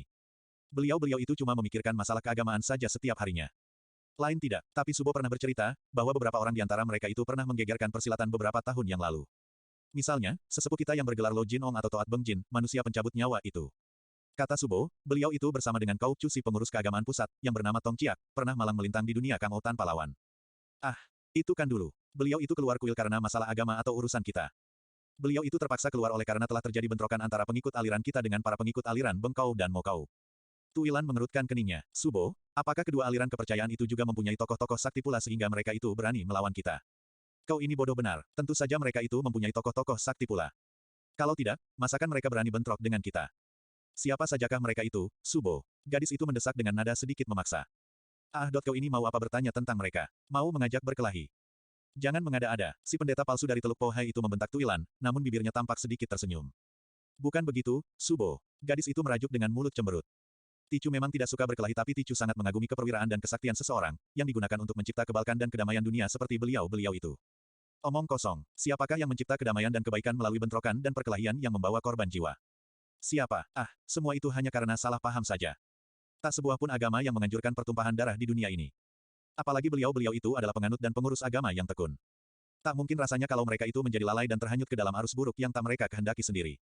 Tuilan cepat menyanggah. Si pendeta palsu dari Teluk Po Hai itu terperangah. Nah, kau sudah mulai dengan khotbahmu lagi. Hardiknya kaku. Tuilan menjadi kaget pula. Oh, maafkan Ticu, Subo. Pintanya cepat. Mereka lalu berdiam diri. Perempuan tua itu mempercepat langkahnya, sehingga Tuilan terpaksa mengikutinya pula. Dan gadis itu sudah tidak berani pula untuk bertanya-tanya lagi. Keinginannya untuk mengetahui tokoh-tokoh tingkat tinggi itu dipendamnya saja di dalam hati. Beberapa waktu kemudian tembok kota Sohchiu telah terlihat di depan mata mereka. Bangunannya yang tinggi kokoh mengelilingi kota itu tampak megah dan perkasa, meskipun dinding-dindingnya telah berwarna kehitaman dimakan jamur. Pintu gerbangnya yang luar biasa besar itu dicat dengan warna merah tua, meskipun di beberapa tempat juga telah luntur dimakan usia tua pula. Parit dalam dan lebar yang digali mengelilingi tembok itu tampak penuh dengan air, sehingga sepintas lalu bagaikan sebuah sungai yang mengalir mengitari kota Sohchiu.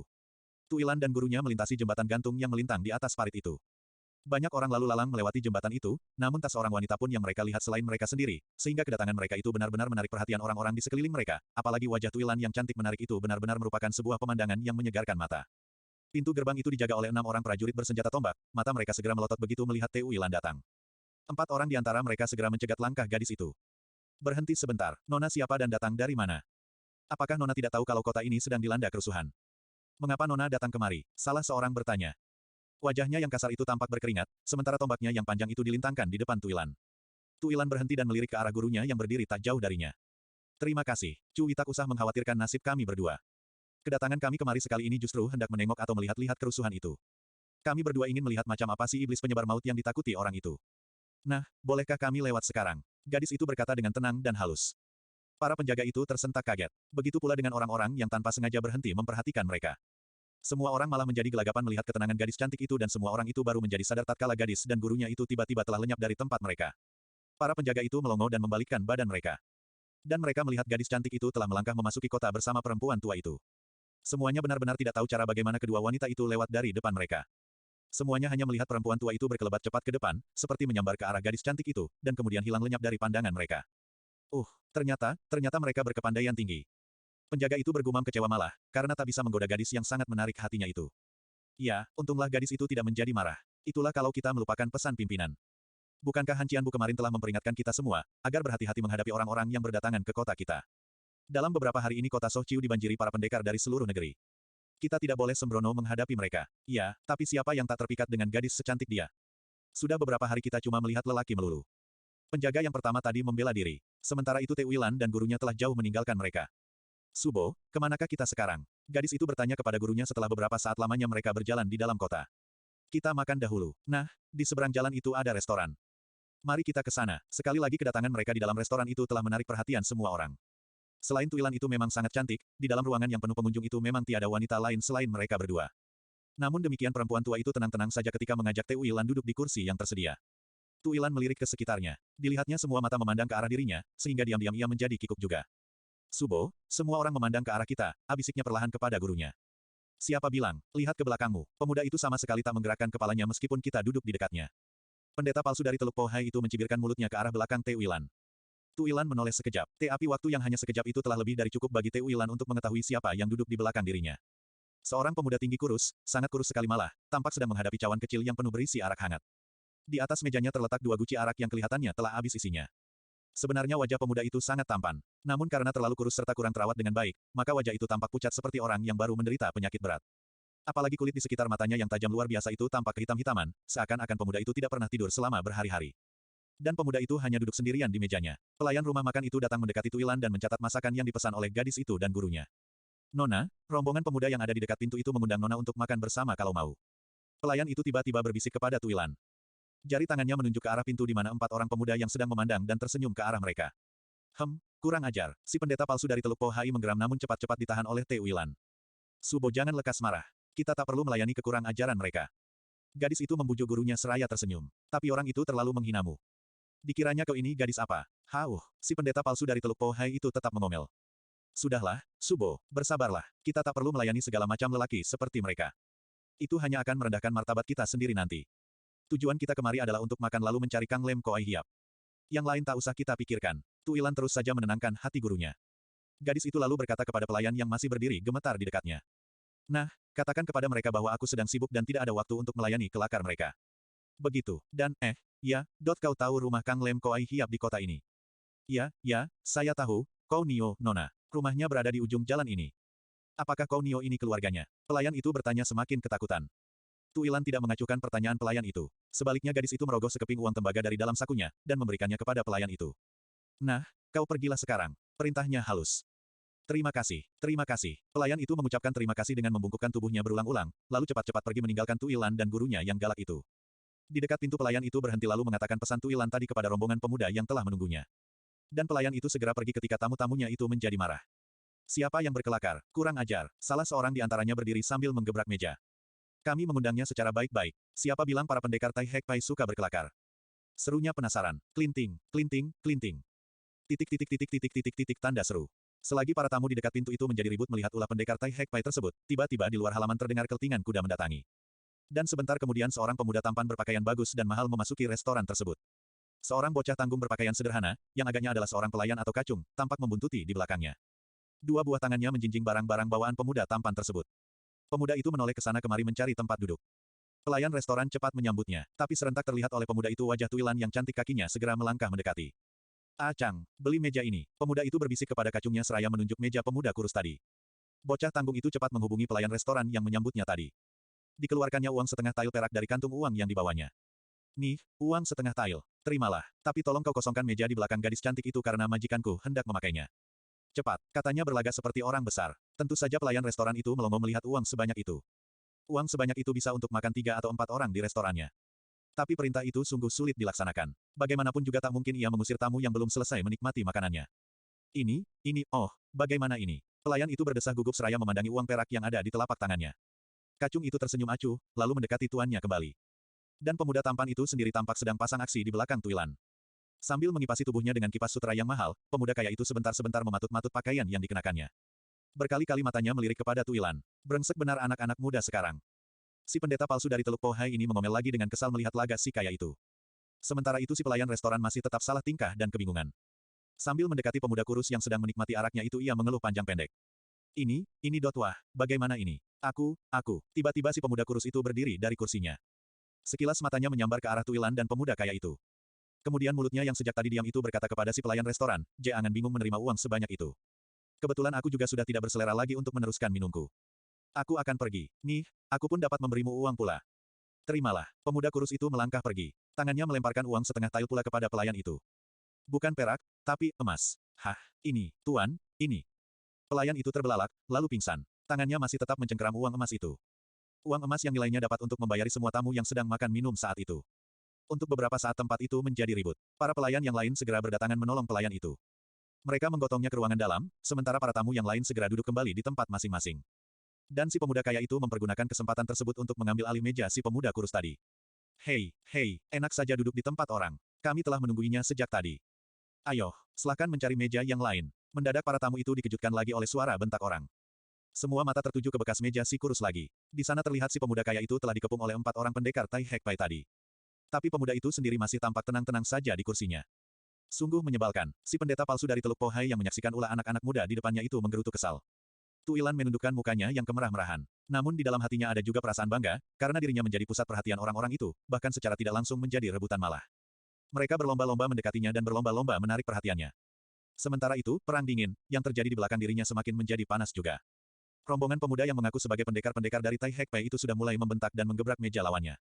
Meskipun demikian si pemuda kaya dan kacungnya itu ternyata masih tetap tenang-tenang saja di tempatnya. Anak manis, kau jangan mentang-mentang mengandalkan uangmu yang banyak itu untuk berbuat sinakmu di sini.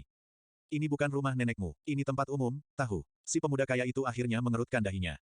Lambat laun ia menjadi risih dan marah juga. Namun demikian tampaknya ia masih belum mau melayani para pengganggunya. Sambil menghela napas ia menoleh kepada kacungnya. Ah Chang. Aku baru enggan berbicara dengan orang lain. Wakililah aku melayani orang-orang dari hutan ini. Terserah kepadamu, apa yang hendak kau lakukan terhadap mereka. Kau lempar ke halaman pun juga boleh. Baik, Xiao ya tuan muda. Titik-titik. Bisa dibayangkan, bagaimana marahnya keempat pendekar Tai Hek Pai itu. Mereka adalah murid-murid utama Ouyang Su, pendekar kenamaan yang kini menjabat sebagai ketua Tai Hek Pai di Xiongsan. Belum pernah mereka menerima hinaan serupa itu. Bangsat keparat. Kau sudah bosan hidup rupanya. Salah seorang dari 4 pendekar Tai Hek Pai itu yang sejak tadi selalu mengumpat-umpat dan marah-marah tiba-tiba menendangkan kakinya ke arah meja si pemuda kaya itu. Tapi bersamaan dengan itu si kacung juga melintangkan kakinya di depan meja tersebut. Maka tak dapat dicegah lagi kedua kaki mereka lantas beradu satu sama lain. Bres, aduh, pendekar Tai Hek Pai itu berteriak setinggi langit. Tubuhnya berputar-putar sambil terpincang-pincang sementara kedua tangannya berusaha memegangi kakinya yang sakit. Sebaliknya kacung yang bernama Acang itu kelihatan tersenyum simpul di tempatnya. Dengan laga yang kocak ia membungkuk, lalu menyibakkan pipa celananya. Dan semua orang segera melihat sarung pedang yang terbuat dari besi terselip di sana. Benda itulah yang membuat pendekar Tai Hek Pai tadi melolong-lolong kesakitan. Kurang ajar, kau anak kecil bermain curang. Pendekar Tai Hek Pai yang lain segera melabrak kacung itu. Hei, hei, kenapa kalian mengeroyokku? Sungguh tidak punya malu. Kalau berani, 1 lawan 1, dong. Kacung itu menjerit-jerit seraya mengelak dan berputaran mengelilingi tuannya. Samui Su Heng bertiga, lepaskan monyet itu untukku. Biar aku saja yang meremukkan tempurung kepalanya. Pendekar yang kesakitan kakinya tadi berteriak. Kepsute, adik ke-10, berhati-hatilah. Bocah ini ternyata berisi juga. Ketiga orang Tai Hek Pai yang mengejar-ngejar Acang itu berteriak pula, lalu berhenti. Dan dibiarkannya saja kacung itu berhadapan sendiri dengan adik seperguruan mereka. Sementara itu mereka bertiga lalu mengepung si pemuda kaya, yang masih enak-enakan duduk di kursinya. Suasana menjadi tegang. Para tamu yang duduk berdekatan dengan tempat itu segera menyingkir, termasuk Tuilan dan gurunya. Perempuan tua itu hampir saja tidak bisa mengendalikan kemarahannya. Untunglah Tuilan dengan cepat bisa mengekangnya. Subo, marilah kita mencari kursi yang lain saja di pojok sana.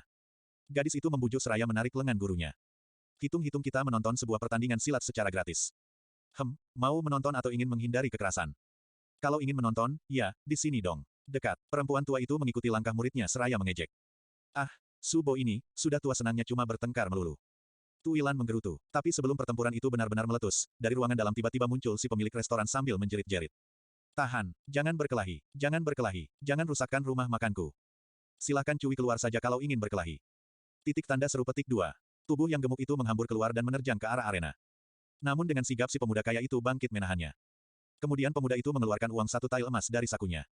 Set, jangan ganggu permainan ini, aku sudah terlanjur berminat untuk menikmatinya. Nih, uang 1 tael emas. Uang ini 2 kali lipat pemberian si kurus yang sombong tadi bukan? Simpanlah, tapi biarkanlah pertunjukan ini terus berlangsung, kukira uang itu lebih dari cukup untuk mengganti seluruh perabotan rumah makan ini. Bagaimana? Oh, terima kasih, terima kasih. Pemilik rumah makan itu tiba-tiba tertawa kemudian melangkah mundur dengan mengangguk-angguk. Nah, Acang, teruskan permainanmu. Lemparkan orang hutan itu keluar halaman. Si pemuda kaya itu lalu berseru ke arah kacungnya. Baik, Xiao Ya, Acang menjawab gembira, keparat. Kubunuh kau, haram jadah. Lawan si Acang menggeram dan menyerang. Orang itu adalah murid termuda dari Ouyang Su yang berjumlah 10 orang. Wataknya berangasan dan suka berkelahi. Sebenarnya sebagai murid ketua partai persilatan terkemuka, kepandaiannya cukup tinggi. Namun karena terlalu sering bertindak sembrono dan kurang waspada, maka dia sering memperoleh kesulitan apabila berhadapan dengan musuh yang setingkat atau lebih tinggi kepandaiannya. Begitu pula halnya dengan ketiga suhengnya yang kini sedang mengepung si pemuda kaya itu. Sebagai murid Ouyang Su yang nomor 7, 8 dan 9, kepandaian mereka itu juga cukup tinggi. Lebih tinggi daripada murid yang ke-10 itu malah. Namun karena mereka bertiga itu juga masih terlalu muda pula, apalagi mereka itu juga terlalu membanggakan kesohoran guru mereka maka keadaan mereka juga tidak berbeda dengan adik seperguruan mereka itu. Sebaliknya, kacung itu meskipun masih sangat muda, tapi sikap dan pembawaannya ternyata lebih tenang dan berhati-hati dibandingkan lawannya. Oleh karena itu biarpun ilmu silat yang dikeluarkannya itu biasa-biasa saja tapi kenyataannya dia bisa melayani semua gebrakan lawannya dengan baik. Malahan seringkali dengan ketenangannya itu dia bisa mencuri kesempatan untuk mendahului musuhnya. Akibatnya bisa diduga, murid ke-10 dari Tai Hek Pei itu sering kecoh dengan sebuah pukulan atau tendangan. Memang tidak begitu telak, namun hal itu sudah membuat pendekar Tai Hek Pei itu semakin marah dan penasaran. Tentu saja ketiga suhengnya semakin terbakar melihat keadaan itu. Bangsat, siapakah sebenarnya kau ini? Murid yang ketujuh menggeram dan membentak ke arah lawannya, si pemuda kaya itu. Kulihat kau tidak mengenakan tanda-tanda yang diberikan oleh Kang Lem Koi Hiap, apakah engkau si iblis penyebar maut itu? Hah? Pemuda kaya itu tiba-tiba tertawa panjang. Hahaha. Siasat kuno, kau sungguh cerdik sekali. Melihat keadaan adikmu yang tidak menguntungkan itu kau lantas menuduh orang seenaknya untuk mencari dukungan orang luar, haha. Tanda seru petik 2. Diam, kalau kau memang bukan si iblis penyebar maut itu, hayo. Katakan kepada kami, siapakah kalian ini? Nah, pertanyaan itu baru patut untuk dijawab. Tapi, benahilah dulu hatimu sebelum mendengarkan jawabanku, agar engkau tidak menjadi kaget atau ketakutan. Hahaha, bangsat sombong, lekas katakan. Pemuda kaya itu tertawa lagi dengan pongahnya. Lalu serunya kepada Acang yang sedang bertempur melawan musuhnya, Acang. Tanda seru, coba sebutkan namaku di depan mereka. Kacung itu juga tertawa seperti tuannya. Kemudian untuk sesaat ia mendesak lawannya dengan pukulan dan tendangan berganda, sehingga pendekar Tai Hek Pei itu terpaksa meloncat mundur menjauhi. Dan kesempatan itu dipergunakan oleh Acang untuk melaksanakan perintah tuannya. Majikanku ini putra keluarga Tiao dari Lautan Timur. Beliau bernama Kiatsu. Di dunia Kang O beliau digelari orang Kim Mo Eng, Raja Wali berbulu emas. Teriaknya keras sekali. Untuk beberapa saat nama itu memang sangat mengejutkan para pengunjung rumah makan itu, terutama jago-jago dari Tai Hek Pei tersebut. Namun bukan nama si pemuda itu yang mengejutkan mereka, melainkan disebutkannya nama keluarga Tiao dari Lautan Timur itulah yang sangat mengagetkan mereka. Nama keluarga Tiao sangat tersohor di dunia Kang O, terutama di pantai Laut Timur, karena nama itu adalah nama keluarga Raja Perompak, yang ditakuti dan berkuasa di seluruh Lautan Timur. Tidak seorang pun yang tidak mengenal nama Tung Hai Tiao, Raja Wali Laut Timur, yang sangat ganas dan kejam itu. Kau si Tiao. Apakah kau masih mempunyai hubungan keluarga dengan Tung Hai Tiao? Salah seorang dari pendekar Tai Hek itu menegaskan, suaranya mulai goyah. Beliau adalah ayahku. Tiao Kiatsu menjawab dengan suara galak. Lalu katanya lagi dengan nada mengejek, nah, apa kataku? Kalian mulai ketakutan, bukan? Kurang ajar, siapa yang takut kepadamu? Sam Wisuheng, bunuh bocah sombong itu. Lawan Acang berteriak berang, kemudian menyerang kacung itu lagi. Bagus, siapa takut kepada sampah masyarakat seperti ayahmu? Lihat serangan, pendekar ketujuh dari TAI Hek Pai membentak, lalu menyerang Tiao Kiatsu. Otomatis kedua adik seperguruannya ikut menyerang juga. Demikianlah, pertempuran itu pun tak dapat dielakkan lagi. Acang menghadapi murid termuda dari Tai Hek Pai sementara Tiao Kiatsu melawan keroyokan 3 orang suhengnya. Dalam gebrakan pertama itu masing-masing pihak belum mempergunakan senjata mereka. Masing-masing baru mempergunakan ilmu silat tangan kosong mereka. Tai Hek Pai mengandalkan Tai Hek Kun mereka yang terdiri dari 72 jurus. Yaitu suatu ilmu pukulan yang didasarkan atas keuletan dan kedalaman Iwi Kang pemiliknya. Semakin tinggi dan semakin dalam Iwi Kang pemiliknya, maka semakin dahsyat pula pengaruh ilmu itu atas lawannya. Gerakan-gerakannya sangat halus dan selalu diawali dengan gerakan orang bersemadi, sehingga ilmu itu mempunyai pengaruh yang kuat dan menghanyutkan lawannya. Sebaliknya ilmu silat Tiao Kiatsu dan kacungnya tampak sangat kasar dan buas, seolah-olah semua gerakannya hanya bertujuan membunuh atau membikin cacat lawannya. Jurus-jurusnya pun penuh dengan jebakan atau tipuan yang mematikan lawan, sehingga rasa-rasanya ilmu itu sangat brutal dan tak berperi kemanusiaan.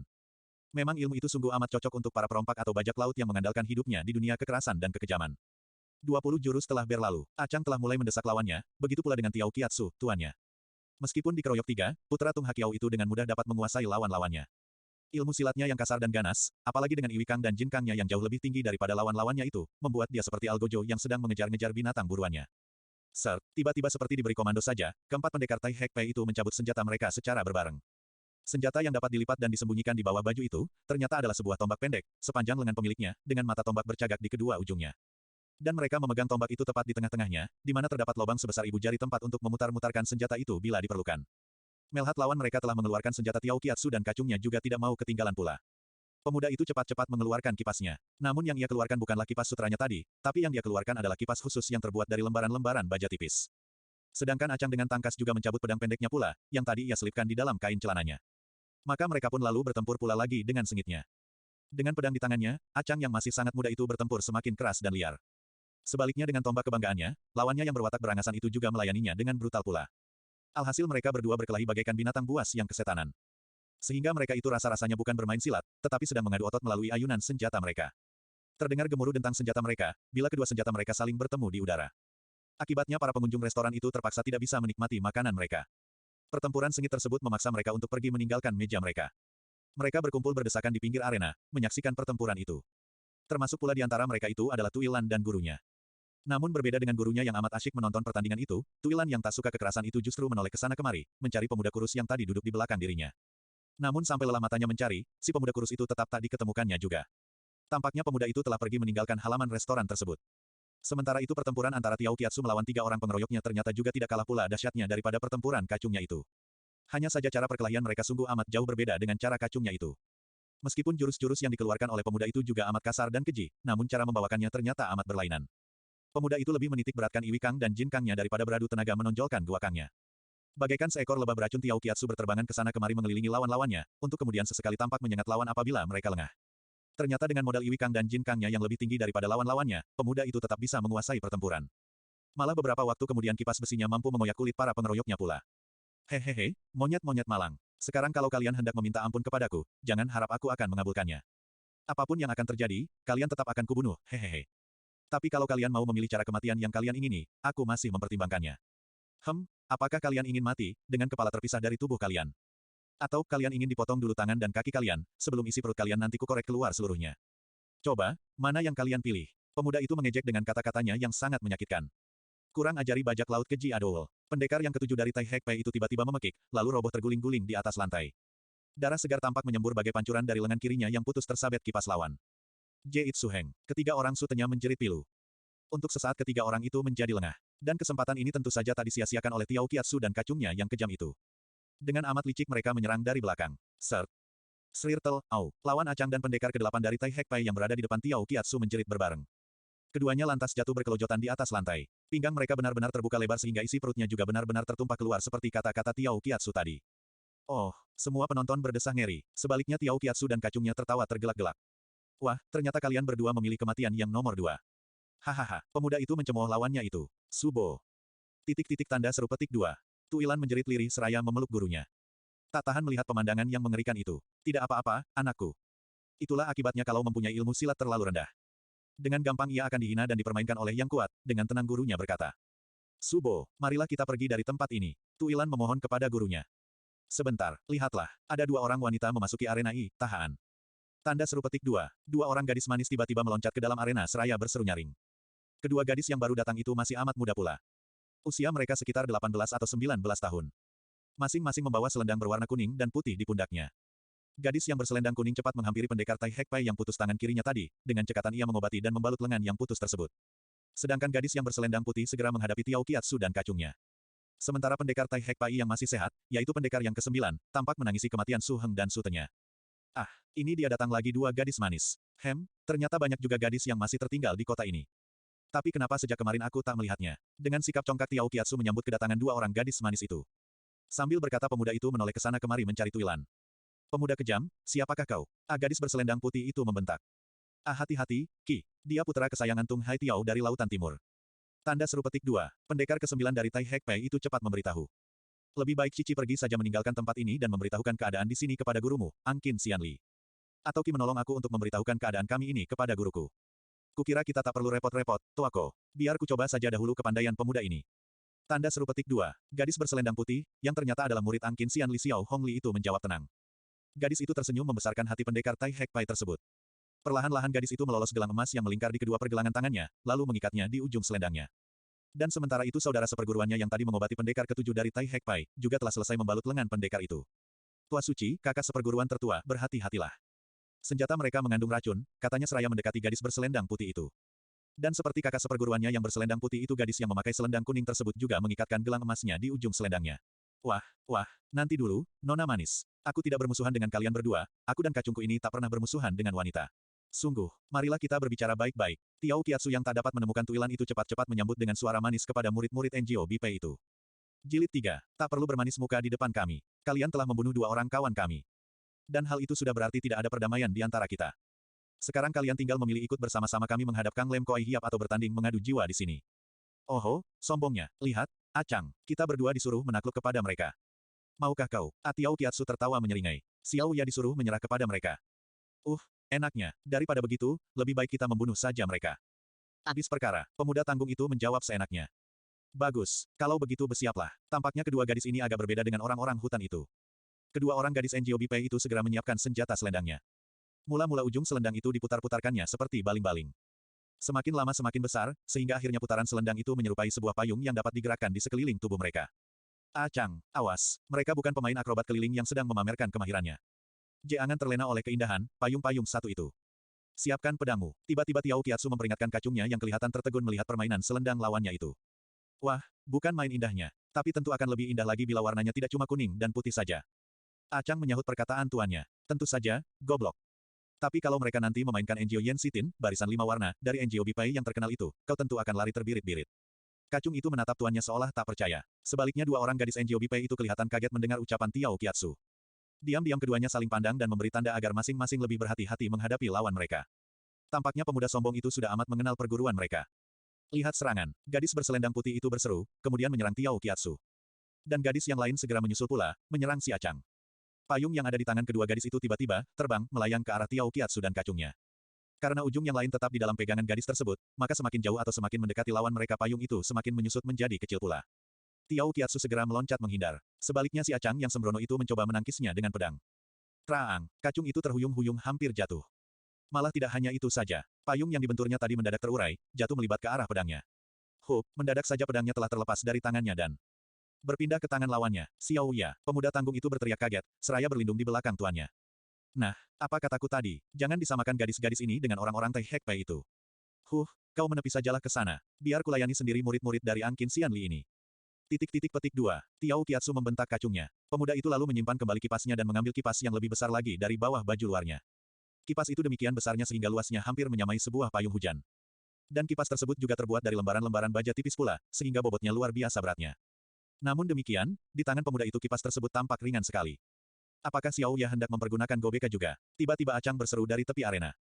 Tiao Qiatsu tersenyum. Tidak usah. Jawabnya lantang. Lalu secara mendadak dan tanpa memberi peringatan terlebih dahulu, pemuda itu menyerang lawannya. Kipas besar itu menyodok ke depan, lalu menyambar ke samping mengarah ke pinggang lawan-lawannya. Sekali serang pemuda itu ingin melukai kedua orang musuhnya. Kedua gadis manis itu memekik perlahan dan bergegas mengelakkan dirinya. Mereka benar-benar tidak menduga kalau lawannya mau berbuat licik seperti itu. Dan begitu terbebas dari bokongan Tiao Qiatsu, kedua gadis itu lantas membalas pula. Secara berbareng mereka menyabetkan selendang mereka ke bagian atas dan ke bagian bawah pemuda sekaligus. Dan gelang yang terikat di ujung selendang itu melesat dengan kecepatan kilat ke arah jalan-jalan darah yang mematikan. Siting, terang, pemuda itu melenting ke atas sambil menangkis ujung selendang yang menuju ke arah matanya. Kipasnya tergetar, sementara gelang emas itu juga terpental balik ke arah pemiliknya. Namun demikian pemuda itu tidak mengurangi kewaspadaannya. Dan sikapnya itu ternyata sangat menguntungkan. Sebab tanpa terduga sama sekali, tiba-tiba gelang lawan yang membalik tadi lalu melingkar kembali dengan kecepatan yang susah diukur. Padahal bersamaan dengan itu, selendang dari gadis yang satunya juga meluncur ke arah perutnya pula. Bukan main ilmu silat selendang dari NGO Bipai memang hebat sekali. Tiao Qiatsu memuji sambil berjumpalitan ke sana kemari menghindari serangan selendang yang berseliweran di sekitar tubuhnya itu. Kemudian sambil menghentakkan tenaganya pemuda itu sekali lagi membenturkan kipasnya ke gelang lawannya. Tapi kali ini pemuda itu membarenginya dengan memencet tombol kecil di pangkal kipasnya. Terang, ser, belasan, bahkan puluhan jarum kecil berbisa melesat keluar dari lubang-lubang rahasia yang terdapat di ujung-ujung kipas itu. Jarum-jarum itu melesat dengan deras sebagai hujan gerimis ke arah gadis-gadis itu. Kedua orang pendekar wanita dari NGO Bipai itu cepat menghentakkan selendang mereka. Dan selendang itu secara otomatis segera berputar seperti baling-baling tertiup angin. Akibatnya jarum-jarum kecil itu segera menyibak atau terpental jatuh sebelum mengenai sasarannya. Bagus, sekarang kalian terimalah jurusku ini. Tapi hati-hatilah, di sini ada tipuannya yang amat berbahaya. Awas, Tiao Qiatsu dengan suara amat sombong seakan-akan sangat yakin dengan kemampuannya, memberi peringatan kepada lawan-lawannya. Tapi kedua gadis itu memang tak pernah melepaskan kewaspadaan mereka. Mereka sangat menyadari dengan siapa mereka sekarang berhadapan. Oleh karena itu begitu melihat pemuda itu menyabetkan kipas besarnya dari atas ke bawah, mereka berdua segera menyingkir ke kanan dan ke kiri. Sama sekali mereka tak berniat untuk menangkis kipas itu, mereka takut senjata itu akan mengeluarkan jarum-jarum beracun atau benda-benda gelap yang lain lagi. Tapi dengan demikian kedua gadis itu justru benar-benar terjebak dalam perangkap yang dikatakan oleh Tiao Qiatsu tadi.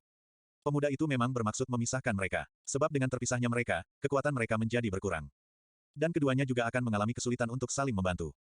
Tiao Qiatsu cepat mengejar gadis berselendang kuning yang berada di sebelah kirinya, kipasnya yang besar itu terayun ke samping dengan derasnya seakan-akan hendak membelah kepala gadis itu dalam sekali tebasan. Dan kali ini Tiao Qiatsu benar-benar mengerahkan seluruh Jin Kang dan Iwi Kangnya, sehingga tidak mengherankan bila gadis itu menjadi kaget dan tak punya kesempatan untuk menghindar lagi.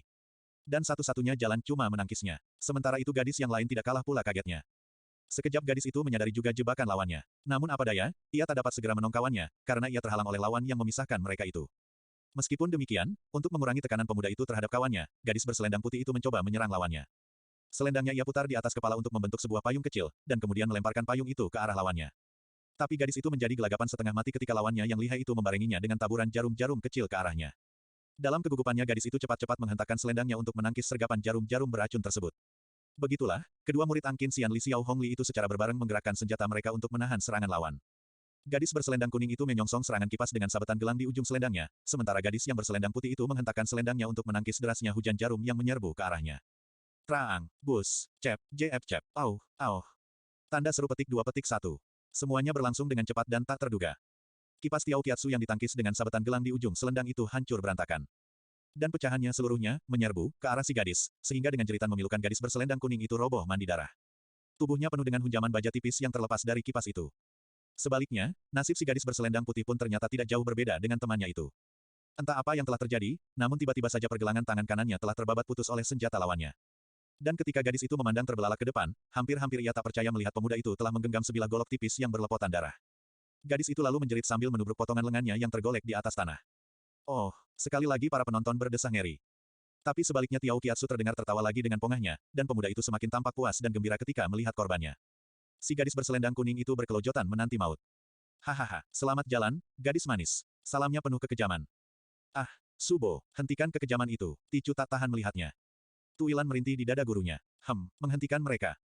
Apa perlunya? Aku tak berurusan dengan mereka. Apa gunanya aku mencari gara-gara sendiri? Kau tahu apa akibatnya bila aku bermusuhan dengan anak itu? Tung Hai Tiao akan marah kepadaku. Dan apa akibatnya bila Raja Bajak Laut itu marah kepada kita? Seluruh penduduk dan nelayan di Teluk Po Hai akan terancam jiwanya. Mereka akan menyerang dan mengobrak-abrik teluk itu. Tapi, sudahlah, kita tak perlu ikut campur dengan urusan mereka. Marilah kita sekarang pergi dari sini. Kita mencari makan di tempat lain saja, si pendeta palsu dari Teluk Po Hai itu berkata perlahan. Nah, siapa mau coba kemampuanku lagi? Silahkan maju. Tapi kalau sudah tidak ada lagi, marilah kalian lanjutkan makan dan minum kalian semua. Terdengar Tiao Kiatsu berteriak lagi dengan sombongnya. Semuanya terdiam. Tak seorang pun dari sekian banyak pengunjung itu yang berani menjawab atau mengeluarkan suara. Kepandaian dan kekejaman pemuda itu benar-benar mencekam hati dan perasaan mereka. Namun ketika pemuda itu mencari kursi dan hendak duduk kembali mendadak dari luar melayang masuk sesosok bayangan dengan cepat sekali. Seorang lelaki kurus kecil berpakaian sangat mewah berdiri di depan Tiao Kiatsu. Usianya sudah lebih dari setengah abad, sehingga rambut dan kumisnya sudah bercampur dengan putih. Wajahnya tampak merah kehitaman seperti terbakar oleh sinar matahari. Paman, tiba-tiba Tiao Kiatsu berseru dan menyongsong kedatangan orang itu. Kiatsu, aku sudah menduga kau tentu ada di sini. Kapan kau tiba di kota ini? Apakah kau telah memperoleh kabar tentang adikmu Tiao Liing? Titik-titik tanda tanya tanda seru petik 2. Dengan suara kecil nyaring orang yang baru tiba itu bertanya kepada Kiatsu. Wajah pemuda itu berubah gelap. Dengan suara kesal dan tak senang pemuda itu menjawab, sejak kecil gadis itu memang selalu sukar diurus. Sudah berapa kali ia minggat dari Haiyonghu, Istana Raja Laut dan membikin repot kita. Ah, jangan mengumpati adikmu. Kau pun tidak lebih baik daripada dia. Jadi kau juga belum bisa menemukannya. Orang tua itu berkata sambil memandang korban-korban keganasan keponakannya tersebut. Pemuda itu menggeleng. Kalau begitu, mari kita lekas-lekas meninggalkan tempat ini sebelum para pendekar yang berkumpul di kota ini mencincangmu. Aku tidak takut, Tiao Kiatsu menjawab dengan mata menyala. Orang tua itu menyeringai, jangan takabur. Sendirian kau takkan dapat melawan mereka semua. Apalagi kota ini semakin menjadi gawat sekarang, tegurnya keras. Gawat, maksud paman, Tiao Kiatsu bertanya tak mengerti. Kau harus sangat berhati-hati mulai sekarang. Selain para pendekar dari partai-partai persilatan itu, sekarang terlihat pula jago-jago kerajaan dari kota raja. Kau masih ingat akan Hong Lui Kun Yap Qiongli dan jago-jago pengawal rahasia kaisar yang tergabung dalam Sakep Miwi 30 pengawal rahasia kaisar itu. Hong Lui Kun, si tinju petir dan badai. Terdengar suara Tiao Kiatsu mulai merendah. Orang tua itu menyambar lengan Kiatsu dan menggandengnya keluar halaman. Betul, itu saja belum. Tadi pagi aku malahan mendengar berita yang lebih gawat lagi. Paman Tiao Kiatsu itu berbisik seraya mempercepat langkahnya, sehingga sebentar saja bayangan mereka dan si acang itu lenyap dari pandangan para pengunjung restoran tersebut. Setelah berada di tempat sepi di luar kota, Paman Tiao Kiatsu itu berkata, ketahuilah, Kiatsu. Selain urusan si iblis penyebar maut itu, dunia persilatan sekarang telah dihebohkan pula oleh berita tentang munculnya sebuah buku rahasia yang dicari dan diperebutkan oleh tokoh-tokoh sakti yang selama ini tak pernah keluar dari pertapaannya. Tokoh-tokoh sakti itu dikatakan orang mempunyai kesaktian yang tidak lumrah manusia, sehingga orang-orang yang pernah melihatnya malah menjadi ragu, apakah yang mereka lihat itu manusia sungguh-sungguh atau bukan. Tiao Kiatsu tersenyum melihat kekhawatiran pamannya itu. Ah, paman ini terlalu memuji orang. Bagaimana sih paman ini? Paman sendiri juga memiliki kesaktian yang tidak lumrah manusia pula. Sedangkan aku meskipun tidak setinggi paman, tapi kepandaianku juga jarang menemui tanding. Lalu, apa anehnya itu? Bukankah kita juga bisa menakut-nakuti orang dusun dengan kepandaian kita, sehingga mereka juga menyangka bahwa kita ini bukan manusia biasa? Wah, kau ini bandel amat. Apakah yang pernah melihat itu seorang ketua partai persilatan semacam Hekpian Hoku Bunting dan Kong Tong Chin Jin itu dapat kita sebut sebagai orang dusun? Senyum di wajah Kiatsu itu tiba-tiba menghilang. Hekpian Hoku Bunting dan Kong Tong Chin Jin. Apakah paman tidak berkelakar? Kapan aku pernah berkelakar denganmu? Nah, sekarang kau renungkan lagi. Kalau orang macam Ui Bunting dan Kong Tong Chin Jin saja dapat mereka taklukkan dalam satu jurus, lalu macam bagaimana kesaktian mereka itu? Hanya dalam satu jurus, Tiao Kiatsu berseru tak percaya. Siapakah yang bercerita kepada paman? Apakah ketua Kong Tong Pai dan Tiam Jong Pai itu sendiri? Wah, cuma dalam satu jurus saja. Acang yang sejak tadi hanya diam saja dan tidak berani berlaku sembrono di depan orang tua itu, tiba-tiba berseru pula saking kagetnya. Orang tua itu melirik sekejap kepada Acang. Kemudian ucapnya perlahan yang ditujukan kepada keponakannya, Tiao Kiatsu. Kiatsu, aku memang mendengarnya sendiri dari ketua Kong Tong Pai dan Tiam Jong Pai itu. Ketahuilah, sebelum aku pergi ke restoran itu tadi, aku lebih dulu telah menyusup ke dalam rumah Kang Lem Koai Hiap untuk mencari Tiao Li Ying di sana. Aku menyamar sebagai pendekar yang hendak ikut memburu si iblis penyebar maut pula, sehingga aku bisa turut mendengarkan pembicaraan mereka. Dan secara kebetulan pula mereka sedang ribut menolong ketua Kong Tong Pai dan Tiam Jong Pai yang baru saja dilukai oleh manusia sakti itu. Petik 2. Buku rahasia. Tiao Kiatsu bergumam perlahan. Dahinya berkerut. Buku apakah itu? Mengapa sampai diperebutkan oleh para pertapa sakti yang sebelumnya tak pernah mau keluar dari tempat pertapaannya? Nah, itulah sebabnya aku tadi lekas-lekas menyeretmu pergi dari restoran itu. Kota ini sekarang baru penuh dengan manusia-manusia sakti serta tokoh-tokoh persilatan kias tinggi. Cobalah kau pikirkan, kalau kebetulan di restoran tadi ada hadir salah seorang dari mereka itu, apa jadinya dengan engkau? Apakah engkau mampu melawan orang yang dapat mengalahkan Kong Tong Chin Jin dalam sekali pukul itu? Baiklah, Paman, aku mohon maaf. Akhirnya Tiao Kiatsu mengakui kesembronoannya. Tapi, Paman, buku apa sebenarnya yang diperebutkan oleh manusia-manusia sakti itu? Mengapa ia sampai bisa mengusik hati para pertapa sakti yang sebelumnya tak ada keinginan untuk keluar dari pertapaannya itu? Demikian hebatkah buku itu? Orang tua itu menengadahkan kepalanya. Entahlah, tak seorang pun yang mengetahuinya. Ah, sudahlah. Lebih baik kita memikirkan urusan kita sendiri saja. Tiao Kiatsu menghela nafas panjang. Lalu, apa yang hendak kita lakukan sekarang, Paman? Pemuda itu minta pendapat pamannya. Tentu saja kita meneruskan tugas yang diberikan oleh ayahmu. Kita mencari adikmu sampai dapat. Di kota Liang yang aku mendengar adikmu pergi bersama-sama kakek buta. Tapi ketika kutanyakan tak seorang pun tahu siapakah orang buta itu. Petik 2. Gadis itu sungguh menyebalkan. Tiao Kiatsu menggerutu. Sementara itu sepeninggal mereka, restoran itu lalu menjadi sibuk luar biasa. Korban keganasan Tiao Kiatsu tadi segera diberi pertolongan oleh para pengunjung restoran itu. Malah beberapa orang di antara mereka segera berlari pergi ke rumah Kang Lem Koai Hiap untuk mengabarkan kejadian tersebut. Tuilan, untunglah aku tadi tidak memenuhi permintaanmu untuk menolong murid-murid Tai Hek Pei itu. Tahukah kau, siapa paman pemuda itu tadi? Dia adalah orang kedua setelah Tung Hai Tiao, namanya Tung Hai Nung Jin, petani dari Lautan Timur. Tanda seru. Orang tua itu jauh lebih lihai dan lebih licik daripada keponakannya itu. Tung Hai Nung Jin, Subo, rasa-rasanya Ticu pernah mendengar nama itu sebelumnya. Aku memang pernah bercerita kepadamu tentang orang itu. Dahulu Tung Hai Nung Jin itu pernah berhadapan dengan Kau Cu si pengurus pusat keagamaan kita, Tong Chiak, di kuil 8 dewa. Mereka mempunyai kesaktian yang hampir berimbang. Baru setelah Tong Chiak Lo Cian Poe itu mengeluarkan ilmu silat kulit domba, tokoh bajak laut tersebut dapat dikalahkan. Ya, Subo pernah menceritakan hal itu. Subo lihat. Ada yang datang lagi. Tiba-tiba Tuilan berbisik kepada gurunya. Dari luar halaman masuk seorang laki-laki tinggi tegap bersama seorang wanita separuh baya berpakaian anggun. Mereka berusia sekitar 50-an tahun namun demikian wanita itu masih kelihatan gesit dan menarik. Apalagi dengan selendang merah yang melilit pinggangnya itu. Dia adalah ketua Tai Hek Pai. Si pendeta palsu dari Teluk Po Hai berbisik pula kepada Tuilan. Namanya, Ouyang Su, wanita cantik itu. Tuilan bertanya seraya menunjuk ke arah perempuan separuh baya itu. Mendadak si pendeta palsu dari Teluk Po Hai itu menggeram. Kuntilanak itu. Dia adalah ketua NGO Pai. Namanya Xiao Hongli, dan kesukaannya adalah merebut kekasih dan suami orang. Tanda seru petik 2. Tuilan cepat berpaling ke arah gurunya. Pipinya bersemu merah, namun matanya menatap gurunya penuh tanda tanya. Subo, desahnya, kenapa Subo tampaknya tidak menyukai wanita itu? Diamlah, lihat apa yang hendak mereka kerjakan. Selesai memeriksa mayat-mayat murid mereka, kedua tokoh persilatan itu menggeram dan mengepalkan tinjunya. Mereka menatap berkeliling ke arah pengunjung yang berada di dalam restoran itu. Kemana para bajak laut itu sekarang? Xiao Hongli yang telah kehilangan seorang muridnya itu bertanya. Lalu ketika tiba-tiba terpandang olehnya wajah si pendeta palsu dari Teluk Po Hai di antara penonton itu, seketika air mukanya menjadi gelap. Ternyata kaki tangan para pengecut itu masih berada di sini. Siapa? Ouyang Su menegaskan. Itu dia. Xiao Hongli berseru seraya menuding si pendeta palsu dari Teluk Po Hai. Perempuan kotor. Si pendeta palsu dari Teluk Po Hai mengumpat kasar saking marahnya, lalu tubuhnya melesat ke depan menyerang Xiao Hongli. Hai, Ouyang Su berseru kaget dan menghindar ke samping. Sebaliknya, seperti seekor kucing yang berjumpa dengan musuh lamanya, Xiao Hongli segera menyongsong serangan si pendeta palsu dari Teluk Po Hai itu. Tiba-tiba saja ujung selendangnya telah meletus di udara. Taar, si pendeta palsu dari Teluk Po Hai berjumpalitan di udara, lalu melesat ke kiri dengan tangkasnya, sehingga letusan itu tidak mengenai dirinya. Dan begitu kakinya menginjak lantai, tangannya tahu-tahu sudah menggenggam sebilah pedang panjang. Dan sedetik kemudian, dengan kemarahan yang meluap-luap perempuan tua itu telah melesat kembali menyerang lawannya. Pedangnya menusuk ke bawah, kemudian melengkung ke atas dalam jurus memegang pena melukis bulan. Tapi Xiao Hongli juga tidak mau berdiam diri saja menantikan serangan itu. Dengan cepat selendangnya berputar di atas kepalanya.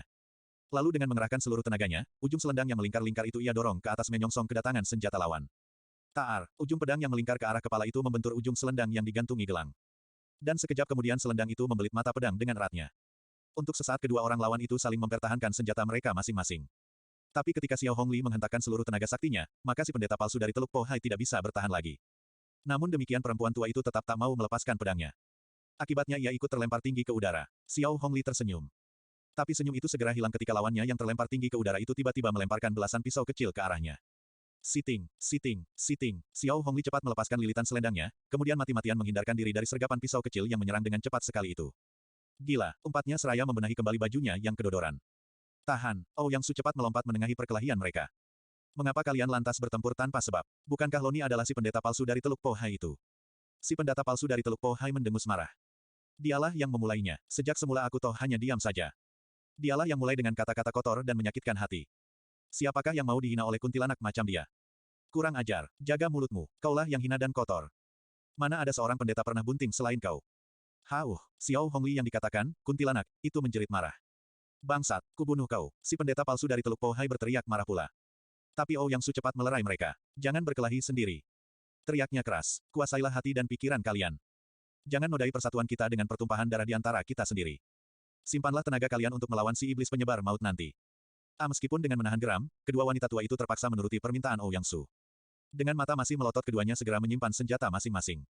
Nah, terima kasih, Ouyang Su berdesah lega. Lalu katanya lebih lanjut kepada si pendeta palsu dari Teluk Po Hai. Loni, apakah sebenarnya yang terjadi di sini tadi? Benarkah orang-orang Tung Hai Tiao yang melukai dan membunuh murid-murid kami itu? Dengan sikap yang masih tegang dan kaku si pendeta palsu dari Teluk Po Hai terpaksa menganggukkan kepalanya.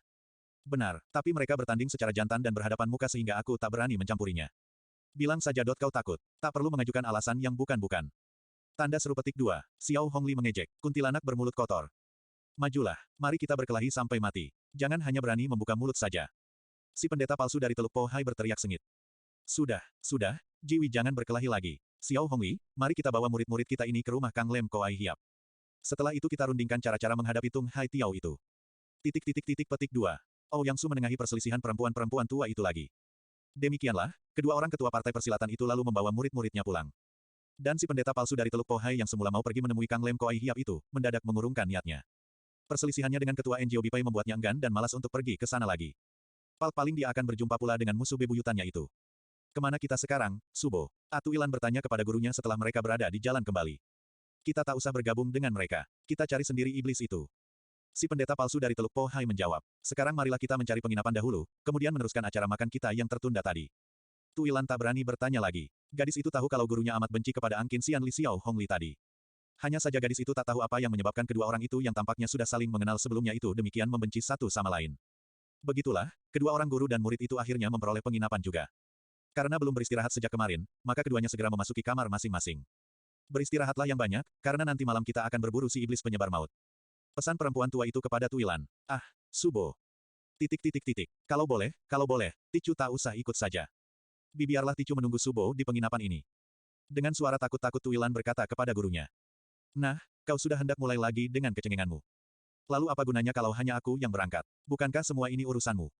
Kau ini bagaimana, sih? Perempuan tua itu membentak marah. Tapi, baiklah, Subo. Ticu akan ikut. Nah begitu lebih baik. Sekarang beristirahatlah, nanti akan kupesan agar pelayan mengantar makanan ke kamarmu saja. Dan kita tak perlu keluar pula lagi. Mereka lalu memasuki kamar masing-masing. Setelah membersihkan badan, berganti baju, dan makan makanan yang diantar oleh pelayan, mereka lalu beristirahat hingga sore hari. Malamnya, Tuilan dan gurunya baru keluar dari kamar mereka. Keduanya telah berganti lagi dengan pakaian serba gelap, agar lebih leluasa berjalan di malam hari. Dan demi keselamatan atau keamanannya, Tuilan sengaja berpakaian secara laki-laki. Rambutnya yang panjang itu ia gelung ke atas, kemudian ia tutup dengan sebuah topi sastrawan biru tua. Bajunya pun ia memilih yang agak besar dan sedikit kedodoran untuk menyembunyikan bentuk tubuhnya yang ramping. Itu pun dia masih mengenakan baju luar yang lebar pula, sehingga orang yang bertemu dengan dia takkan menyangka sedikitpun kalau dia seorang gadis. Apalagi gadis itu telah mendandani wajahnya sedemikian rupa sehingga kecantikannya yang alamiah itu tidak begitu merangsang pandangan lagi.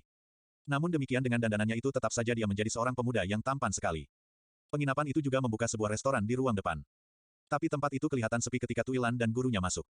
Yang tampak di sana hanya seorang pelayan saja, yang duduk kelelahan di pojok ruangan. Namun pelayan itu segera berdiri tergopoh-gopoh ketika mereka masuk. Mari silahkan duduk, Nyonya. Mari Tuan Muda, dengan sangat ramah pelayan itu menyambut kedatangan Tuilan. Kenapa sepi sekali? Di manakah para penghuni kamar yang lain? Si pendeta palsu dari Teluk Po Hai bertanya kepada pelayan itu. Semuanya telah pergi sejak sore tadi. Kami dengar ada keributan di lembah dalam sana, pelayan itu menjawab bersemangat. Oh, ya, Nyonya dan Tuan ingin pesan makanan apa? Keributan. Di lembah dalam, kau tahu, keributan apa itu, dan... Di mana lembah itu? Dengan suara kaget si pendeta dari Teluk Po Hai bertanya. Mendadak wajah pelayan itu menampilkan rasa ngeri dan ketakutan. Entahlah, saya tak mengetahuinya. Orang-orang itu hanya mengatakan bahwa di lembah yang angker itu telah terjadi pertempuran antara jin, setan, iblis dan hantu. Makhluk-makhluk tersebut tidak satu pun yang kelihatan wujudnya. Para penonton hanya bisa melihat akibat dari pertempuran mereka saja, yaitu debu yang mengepul tinggi, batu-batu karang yang pecah berantakan, suara-suara bentakan yang mendirikan bulu roma dan lain sebagainya. Ketika si pendeta palsu dari Teluk Pohai hendak bertanya lagi, tiba-tiba dari sebuah kamar muncul seorang lelaki gagah, berpakaian ringkas diiringkan 5 orang lelaki berpakaian ringkas pula. Mereka berjalan lewat di tempat tersebut dengan amat tergesa-gesa. Dan lelaki gagah berusia sekitar 36 tahun itu hanya menoleh sekejap kepada pelayan itu. Kami akan keluar dulu, tolong kau bersihkan kamar kami. Katanya pendek. Si pendeta palsu dari Teluk Pohai cepat menarik lengan Tuilan dan dibawanya pergi mengejar rombongan lelaki gagah itu. Tentu saja pelayan restoran itu menjadi bingung melihat ulah mereka. Sambil memandang kepergian Tuilan dan gurunya, dia menggaruk-garuk kepalanya yang tidak gatal. Akhir-akhir ini banyak sekali iblis dan hantu yang berkeliaran mengganggu manusia, sehingga banyak orang yang menjadi linglung dan ketakutan dalam hidupnya. Tuilan berlari-lari kecil di belakang gurunya. Namun langkahnya semakin lama menjadi semakin ketinggalan ketika gurunya itu menjadi semakin cepat pula dalam mengejar rombongan lelaki gagah itu. Apalagi ketika mereka telah keluar dari pintu gerbang kota sebelah timur. Rombongan lelaki gagah itu tampaknya benar-benar amat tergesa sehingga begitu keluar dari pintu gerbang kota, mereka lantas mengerahkan seluruh jinkang mereka. Sebentar saja bayangan mereka telah hilang ditelan kegelapan malam. Si pendeta palsu dari Teluk Pohai menahan langkahnya, lalu berjalan perlahan sambil menunggu kedatangan muridnya. Subo, kemanakah mereka? Tuilan dengan terengah-engah bertanya kepada gurunya.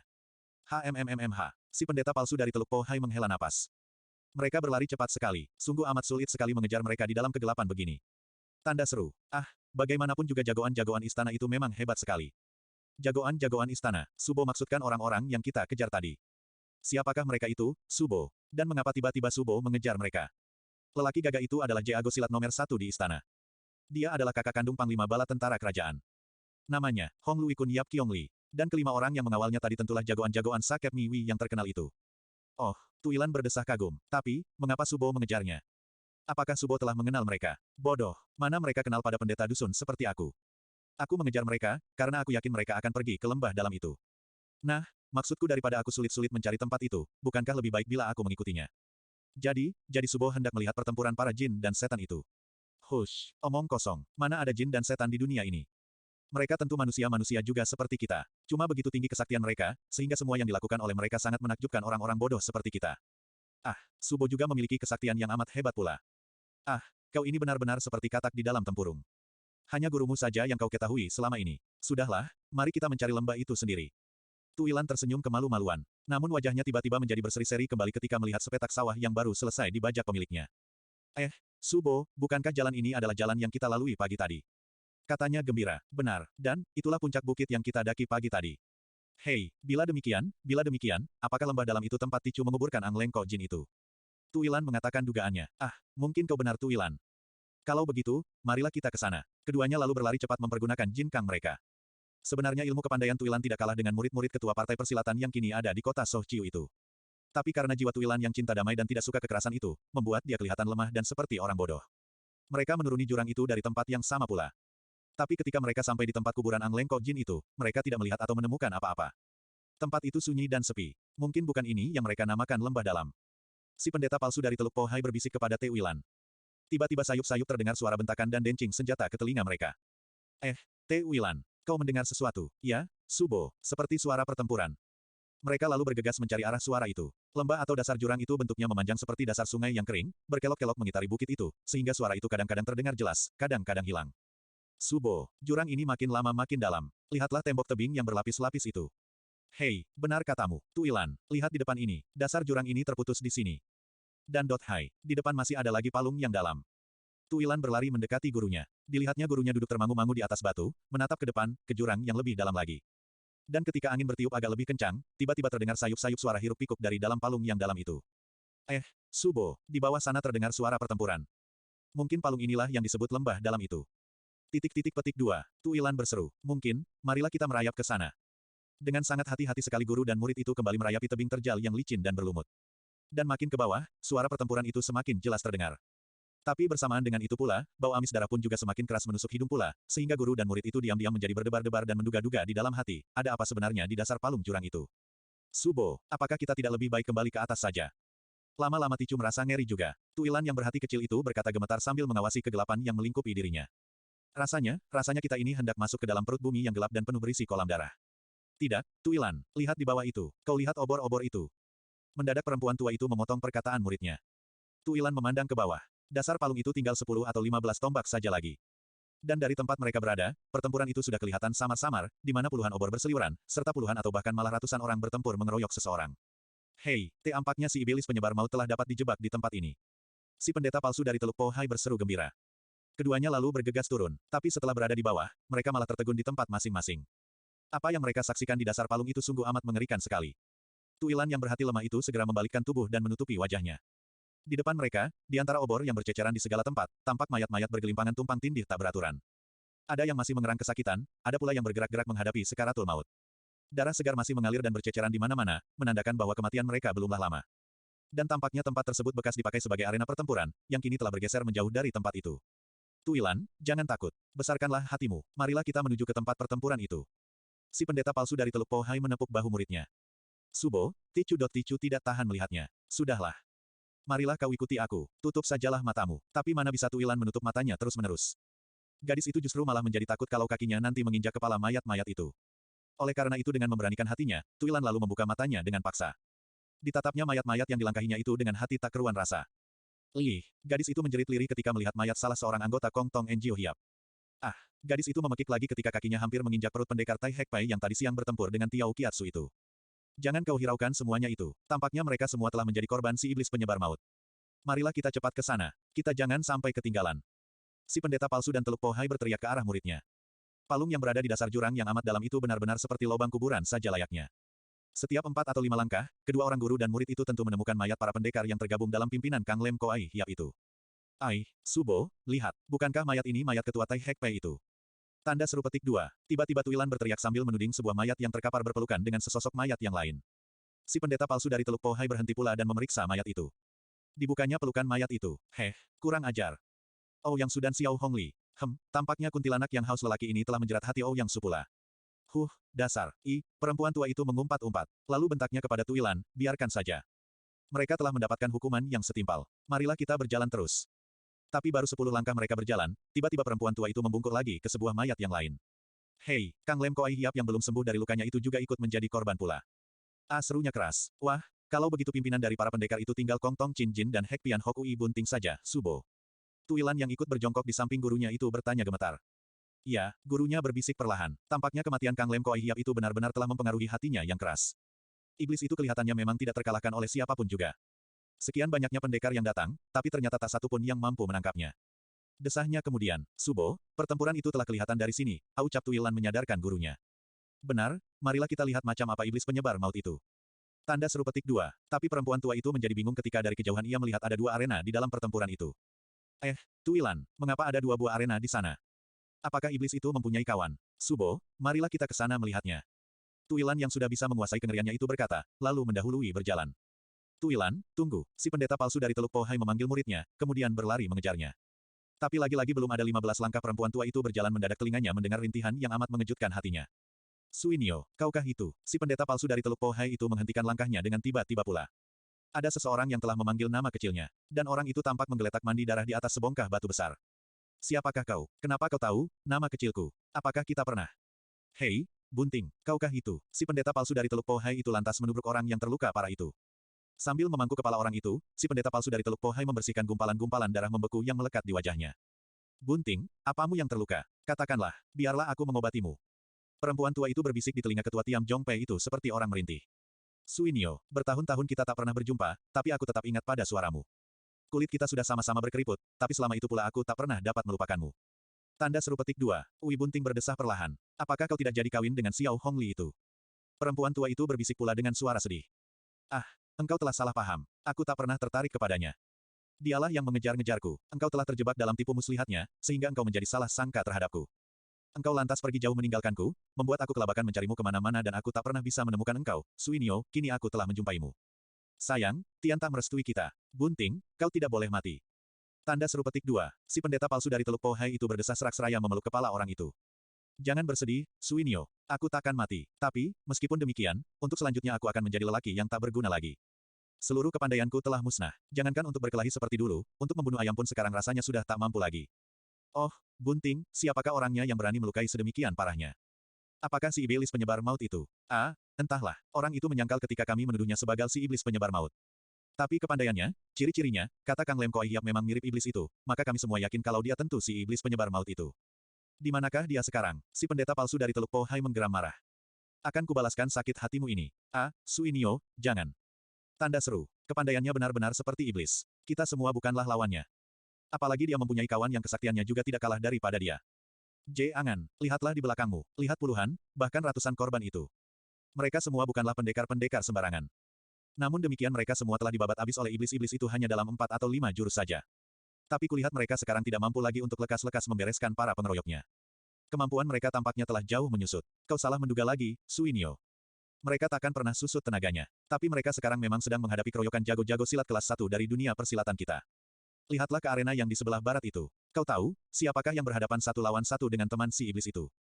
Dia adalah pendekar ternama Honggi Hiap Shou Tian Hai. Dan siapakah yang menghadapi si iblis di arena sebelah timur itu? Mereka tidak lain adalah jagoan-jagoan kerajaan, Hong Lui Kun Yap Kiong Li dan para pengawalnya. Mereka itu telah bertempur lebih dari 20 jurus. Si pendeta palsu dari Teluk Po Hai memandang ke arah pertempuran. Meskipun sangat samar-samar karena hanya ada beberapa buah obor yang menerangi tempat itu, tetapi dengan matanya yang sudah amat terlatih, perempuan tua itu dapat melihat betapa dahsyatnya pertempuran tersebut. Gerakan mereka luar biasa cepatnya, sehingga kaki-kaki mereka seperti tidak pernah menyentuh tanah sama sekali. Sementara angin pukulan mereka terdengar berciutan memekakkan telinga, dan sesekali malah terdengar menggelegar bila menghantam bebatuan atau tebing palung itu. Diam-diam perempuan tua itu menggeleng-gelengkan kepalanya, sadar bahwa kepandaiannya memang belum dapat disejajarkan dengan mereka itu.